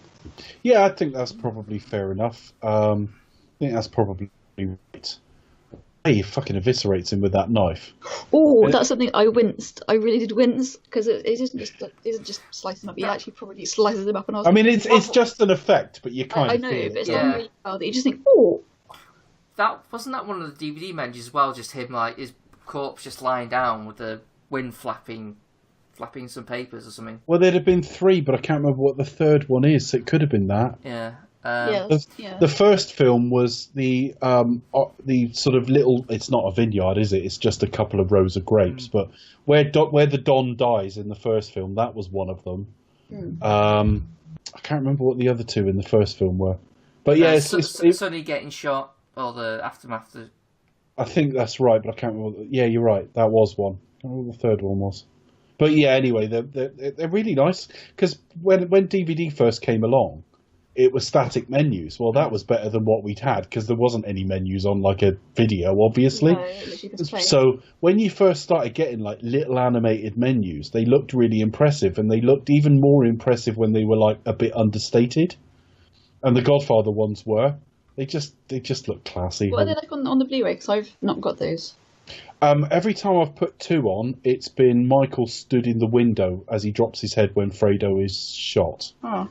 And on the first film, it is that little sort of vineyardy scene again. I think I might invest in those, just borrowing the DVD. It's nice, but I just think if it's been, I was going to say touched up, it's given the it has. It's been completely restored. Treatment then. There's only so good it's going to look, but I mean the master was in terrible condition, so they had to do a full restoration on it. The colour had gone slightly wrong, and it's been fully restored anyway. But it's still got a deliberately slightly aged look anyway. Sure. So don't imagine if you're out there with copies of The Godfather that you bought 15 years ago, say 50 years ago, 15 years ago, say, and you're wondering whether to buy like the restoration. Well, if it's just a matter of upgrading to Blu-ray, I'd say yes. But I would also say if you're happy with your copies, I wouldn't really bother. There's only so much better this film was ever going to look. Was it Simon who had the DVD from Woolworths and hasn't opened it? Yeah, that would have been pre-restoration. Yeah, I looked up that edition because he said 99, and I thought, well, we all forget when things happen. I think that's the box set that I've got. No, well, the box set didn't come out till late 2001. Borrowing so it had to be later that. But then I realised it was an individual copy of The Godfather, and when it first came out, you could only buy it in the box set. So I went looking to see when that edition came out, and it was 2004. Because I had those actually, and then I upgraded to the box set. He's had it 14 years without watching it. Without even opening it, still got the cellophane. Without cellophane. Do watch The Godfather. If you've got the DVD, you're going to watch it 4% faster anyway, so you'll be through it quicker. Simon, if you're listening, crack it open. Well, we know he listens, but he said that's the first film we've covered that he didn't see. Oh. So, yeah. And we spoilt it for him. No. Well, Spoilers. You should know the format of this show. But yeah, he goes over. He does the whole "I can't hear you." Yeah. Come closer, and he sort of like basically sort of says, "This is for you." Yeah, this is my real name, and just drags a sort of knife up from like somewhere around his kidneys right up to where his lung would be. Yeah. As they get away, the guy with him gets shot. I'm pretty sure that's the Don that looks after Michael in the first film. Tomasino. I'm pretty sure he had a bad limp in there. We see him in the third film, I'm sure. Now, the reason Fredo wasn't killed by Michael, like we think, well, the film pretty much tells us, although it doesn't say it in so many words, is their mother is still alive. So we cut back to the present day, and she's dead. And they're at their funeral. Now, I've never really noticed this, but on the commentary, he says, when we filmed this, there's something about that culture and fear of death, or maybe the I don't know, sanctity of the whole funeral process. Whatever it was, the actress wouldn't get in the coffin. So that's Coppola's mother in the coffin. And the funny thing is, she shot him fairly close up, and I know what the mother looks like, and it looks like her. So maybe they just look a bit similar. I don't know. Connie begs Michael to forgive Fredo, and he makes a good show of it, doesn't he? He does. He really does. Well, it's like we had last week, wasn't it? With no, I'm not going to make you a widow. Yeah. Yeah, you think by Next now Connie might think he spins some right shit to me, doesn't he? Yeah. Yeah, he really does. There is a sense of, I mean, yeah, and like Dave said, he is that sort of person who would kill his brother, but there's also like a sense of, should he just fucking just let him just live the rest of his days in this one place and not like they're on this little compound. Michael has shut the world out, you know. Yeah. To all intents and purposes, when they're home, I mean, earlier in the film, Kate goes to go out and she's not allowed. So I mean, they're virtual prisoners on the fucking compound anyway, from the lifestyle they've created, in a way that it never was in the first film. Vito had like weddings, and he had the other 5 fucking family bosses there and stuff like that. Repeating my theme that Vito suited to this Michaelism. Taking this on might have been something he was capable of doing, but it's just eaten his soul in a way it didn't with Vito. But what I think is sad about it is, firstly, John Cazale's like version of the character is very. There's a frailty to John Cazale as an actor. He's quite slim, got very sort of delicate bone structure to him anyway, and the character comes off a bit pathetic. But there's a playfulness to him. You get the impression Fredo was probably happiest as a child. The adult world wasn't really for him. No, he's had to kind of grow up and get married and the rest of it. You think, no? Well, I think it's almost quite the opposite at the end of this film, because he can return to a form of childhood. Sure. He can stay on the homestead and just go out fishing every day. That's meant to be like his role, isn't it? So. Well, he says to Anthony, he said, I used to do this when I was a kid, and I'd say, "Oh, Hail Mary." Yeah. Oh, that's such a sad scene. He's doing it, and then all of a sudden he hears bang, and it's like, oh. Yeah, and Michael's such a... You wonder whether he knows it when like Anthony's called away. It's like, no. It's like, no, that's like, that's it. Do you reckon he probably like, oh, right, okay. I think it was the exact same as when Tessio realised they weren't going with him at the end of the first film. Yeah. And he's suddenly like, okay, game's up. He can't make too much of a show in front of his son. He may not have known, because, I mean, plans can change and some time had gone by. He might have thought he was safe. I don't think there's a definitive answer to that, other than the one the writers would give us. If I had to guess, he may have had a suspicion. Yeah. So he's killed out on the lake, and there's just no need for that at all. I think, other than Michael just never lets these things linger, which is another reason I wish they'd included the deleted scene of like Fabrizio being blown up in his car. Yeah, just the fact that like, why is he killing Fredo? Well, he kills them all, frankly. Once you hurt him, that's it. I think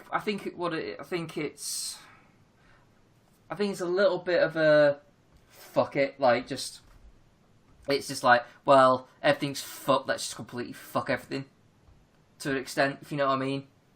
About like sort of there's a masochistic type sort of thing about it for Michael.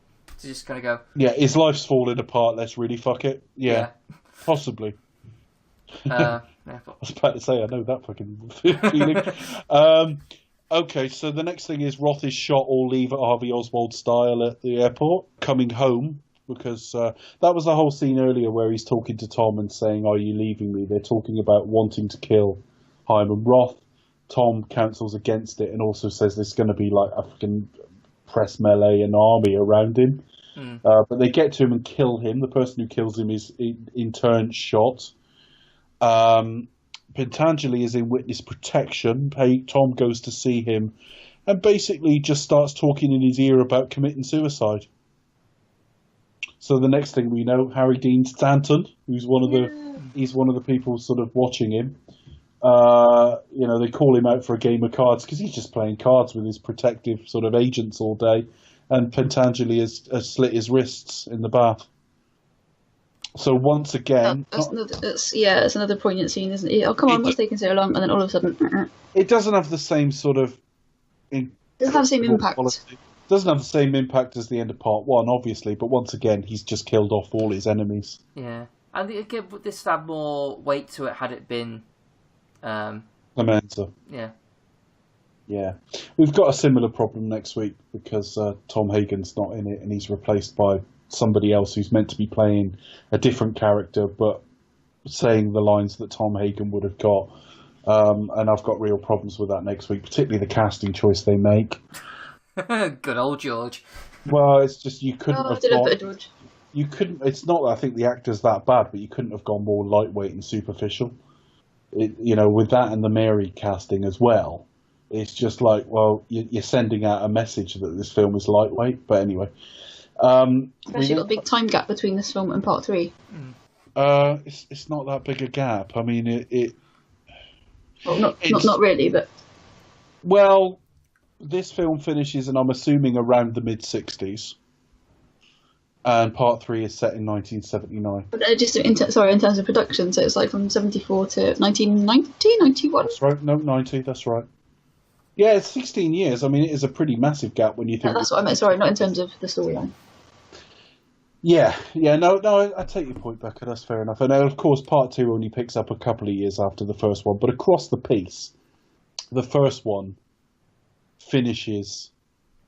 Where the second one ends... is a similar distance from where the first one ends as to where the third one is set. And the third one doesn't cover as big a time frame apart from literally one scene, which is obviously a time jump. But you're right, they were shot a long way apart. But I think next week we're going to see they overmade up Al Pacino and things like that. And you think, well, he actually did age 16 years in that time, so why didn't you just leave him as he was? And you get confused on how old people are meant to be because you think, well, Michael was probably born, I don't know, 1918, 1919, 1920, somewhere around there. And you think, well, in 1979 then, he'd only be like 60. He's not ancient. So, yeah, I don't know. I had some issues with it. So, yeah, we cut to like a sort of middle sequence, don't we? A sequence that's sort of set before the first film. Yeah. But with the cast of that first film. But without Brando. And I think this was another highlight for me. It was nice to sort of see everyone back, but it also added nuance to what has now happened. And I think had Brando come back for this, it would have, again, like with... I keep forgetting his name, but the actor who didn't appear in this film. Sir who is not appearing in this film. Richard Castellano. Yeah, it would have added more weight to it. Having seen Vito in his younger years, and seen Vito with Michael now with his family around him. Yeah, what he's been building to all the way through the film. Mm. Well, there they are with the finished products we met at the start of the first film. It's 4 years before because it's just after Pearl Harbor, so it's got to be late 41 because Michael's saying he's signing up. He signed up. If the first film is set just after like Victory in Europe, it's mid 45, so we're about 3.5 years before the first film. So it is the same characters effectively, and you've got Sonny hot-headed getting pissed off with Michael, and you got Fredo just keeping his head down, and they all look so young as well. And some of that is just the aging makeup on Al Pacino in this film is really subtle. They so darken. I generally thought, especially with Duvall as well, I thought, geez, Christ, he looks more like Duvall now than he did. Yeah, they team up a little bit as well, don't they? And I had to check the dates. Like, geez, there's only 2 years between them. I was like, geez, what happened? No, they put a wig on him. That's all in the first film. Once you know it's a wig, it's really obvious. But I never really thought about it. No, I just thought, well, he lost his hair over a couple of years, but he didn't. They just put a wig on him. So yeah, but it's mainly Michael because he's more.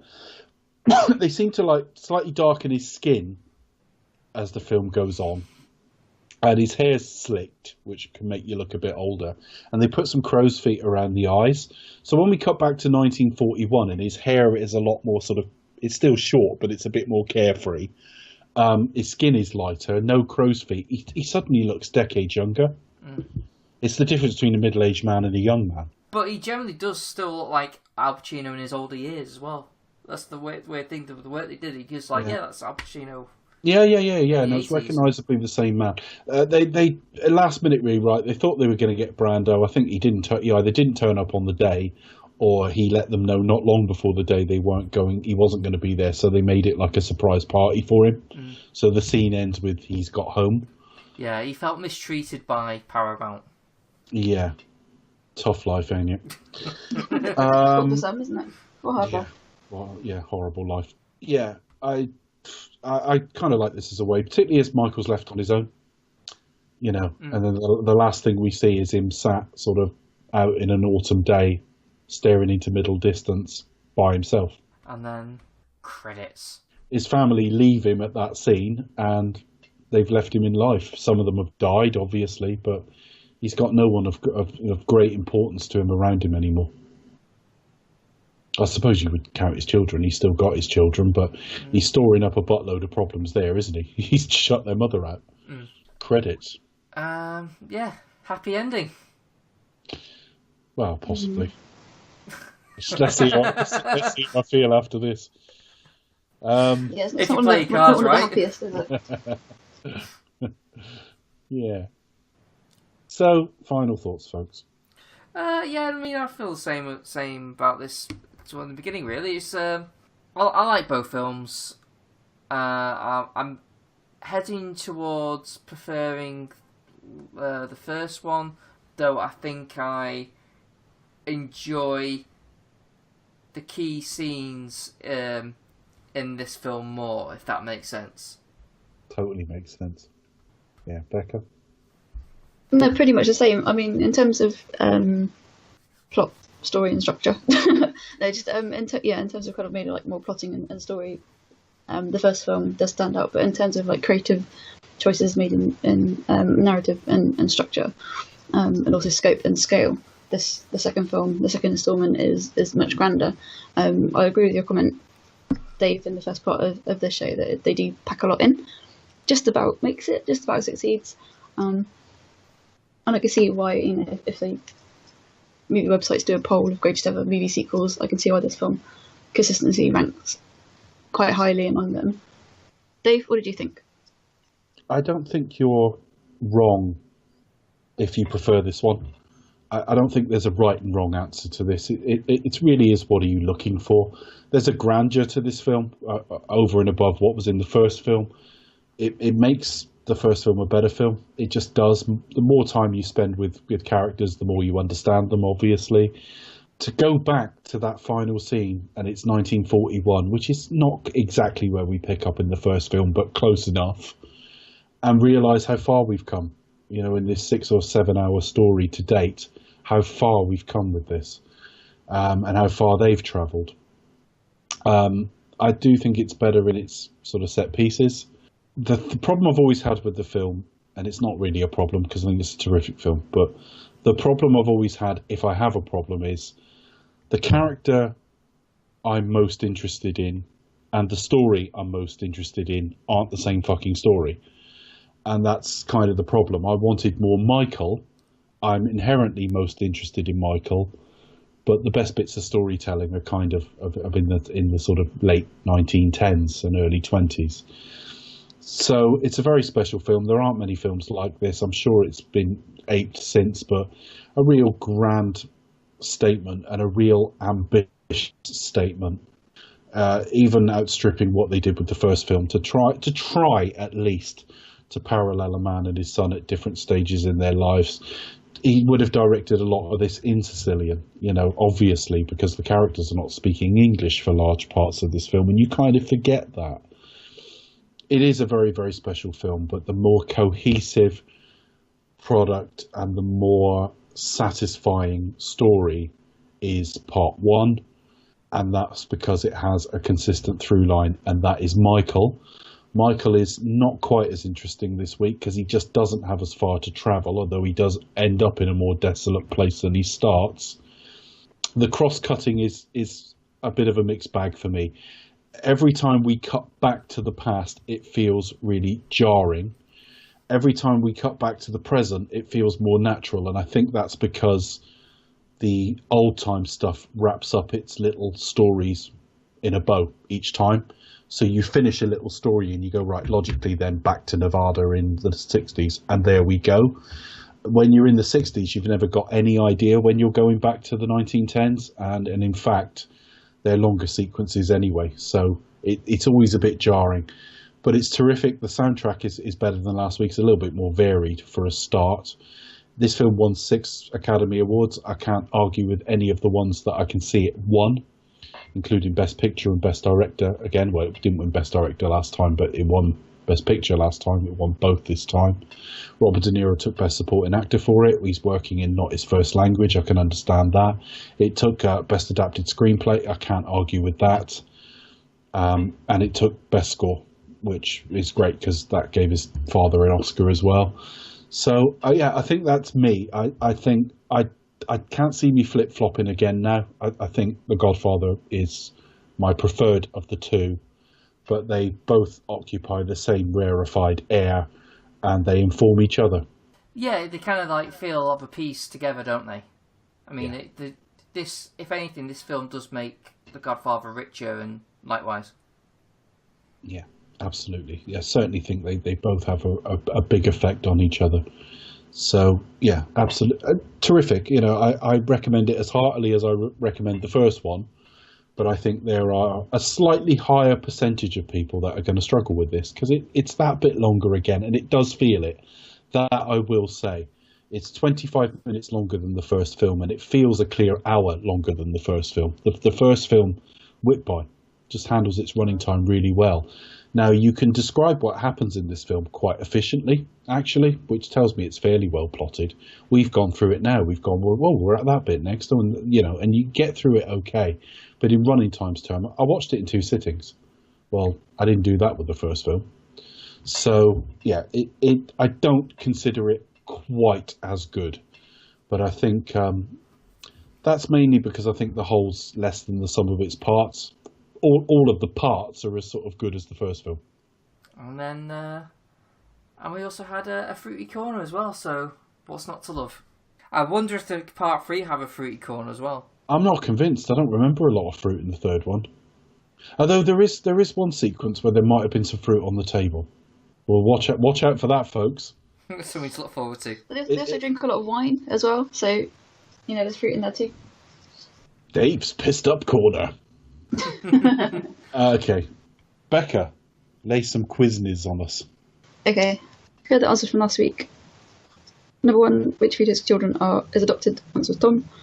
Question number 2, what businesses does Lotso want to involve Vito in narcotics? And question number 3, who is Vito's oldest son? Obviously, Sonny. Question number 4, who does Vito demand an order to keep the peace between the 5 families? There's basically Michael to go unharmed. And question number 5, who's the mastermind of Vito's life? Barzini. Quiz questions this week. Number 1, early on in the film, we learn Vito has an older brother who is murdered. What is his name? Question number 2, what was Vito Corleone's real name? Real surname. Question number 3, when we first see Rob De Niro as Vito, what year is it in the film? When we first see Robert De Niro. Robert De Niro as Vito. Yeah, no, that's clear. Yeah, okay. Question number 4, early on in the film, we see Clemenza ask Vito to hide a parcel of some kind. What is in it? And question number 5, who does Michael have killed at the end of part 2? And there's my quiz questions. Everyone. They're all dead by the end of it. They're all dead, Dave. Okay, so Where can we find on social media? you can find me at the tasty, the tasty kid, the tasty pud, the pastry man. yeah, the tasty pud, 1976. the tasty kid. You find me at the pasty kid, 1976 on Twitter. You can find me at Cinematronics. You can also find our back catalogue at cinematronics.co.uk. That's a pretty decent sized back catalogue now. Yeah, it is. We've got all the Bond films. Mm-hmm. And Star Wars. Bond, Indy, Star Trek, Superman, Batman, Rocky. Star Wars, Rocky, all the Quentin Tarantino films. You finished the Godfather series. Don't know if there's anything else. We're going to finish off Star Wars and then Marvel. Marvel. Marvel Cinematic. Yeah, so if you include specials as well, by the time this goes up, there'll be 117 episodes on there. 4 of them are not numbered, though, for various reasons. That's a lot of listing for any you listeners out there, so... Yeah. To get started. Yeah. Where else can they find us, Becca? Angie? And you can find us on Twitter. Yes, at... They can find Becca at 93, some must be below. Postcode... Just look for the worst Wi-Fi reception and you'll have found her. Yeah, that's me. Oh, God. When you feel like you're in a void where where you think, have they dropped an electromagnetic pulse here? That's where Becca is. That's where I am. I'm at the site of the GoldenEye blast. We tried to record this last night. Becca could not get a signal. It was terrible. Yeah. Never had anything like it. All of our stuff on social media, you know, do you expect us to talk team assemble and it's recording day? If you look at it, that was Wednesday. It's actually Thursday today. We're a little bit late. But no, it was so stressful. I was just like, and other things going on as well. It was a generally difficult day, and I was just like, so. Anyway, but yes, you can follow us on Twitter at Expect Us to Talk, and on Facebook, if you type in "Do you expect us to talk" in the search bar, and obviously do the same on YouTube. We're also there, and you can also find us on iTunes. Although our episodes are fast disappearing as they make way for new things on their server. You've always got a consistent number of episodes, but every time we add one, we lose an early one. We lose one, yeah. Yeah. So it's like when Homer learns something new, like he learns a new bit of information that pushes the old stuff out. Yeah. It's like that Alexi Sales sketch where someone walked up to him and told him that Cardiff was the 4th largest port in the UK, and he immediately forgot how to walk. Oh yeah, I forgot about that. That was quite funny. Yeah. But yes, anyway, to recap, yes, you can also find us on YouTube and also on iTunes and Stitcher. And if you still want to send us an email, if you're not a Nigerian prince wanting to send us all your money, you can. Or even if you are a prince and you want to give us all your money, thank you. Send us by a pigeon that way, though. By double taking pigeon. Yeah. Basically, if you're going to spam us with a pigeon. We want real emails only. You can also email us at expectustalk@gmail.com. That was a long one. Yeah, it was. The actual episode's not too bad considering how long the film is. That's come in shorter than the first one, which is... I thought it would, actually, because it's more disjointed. The first film you can really sort of dig into. It's got a more kind of straight linear quality to it, whereas this one's kind of like hops between. And also, it's not controversial. I mean, you can argue whether you think 2 or 1's better, but it ain't controversial. We've all sat there and gone, "This is pretty good, isn't it?" You know what I mean? So yeah.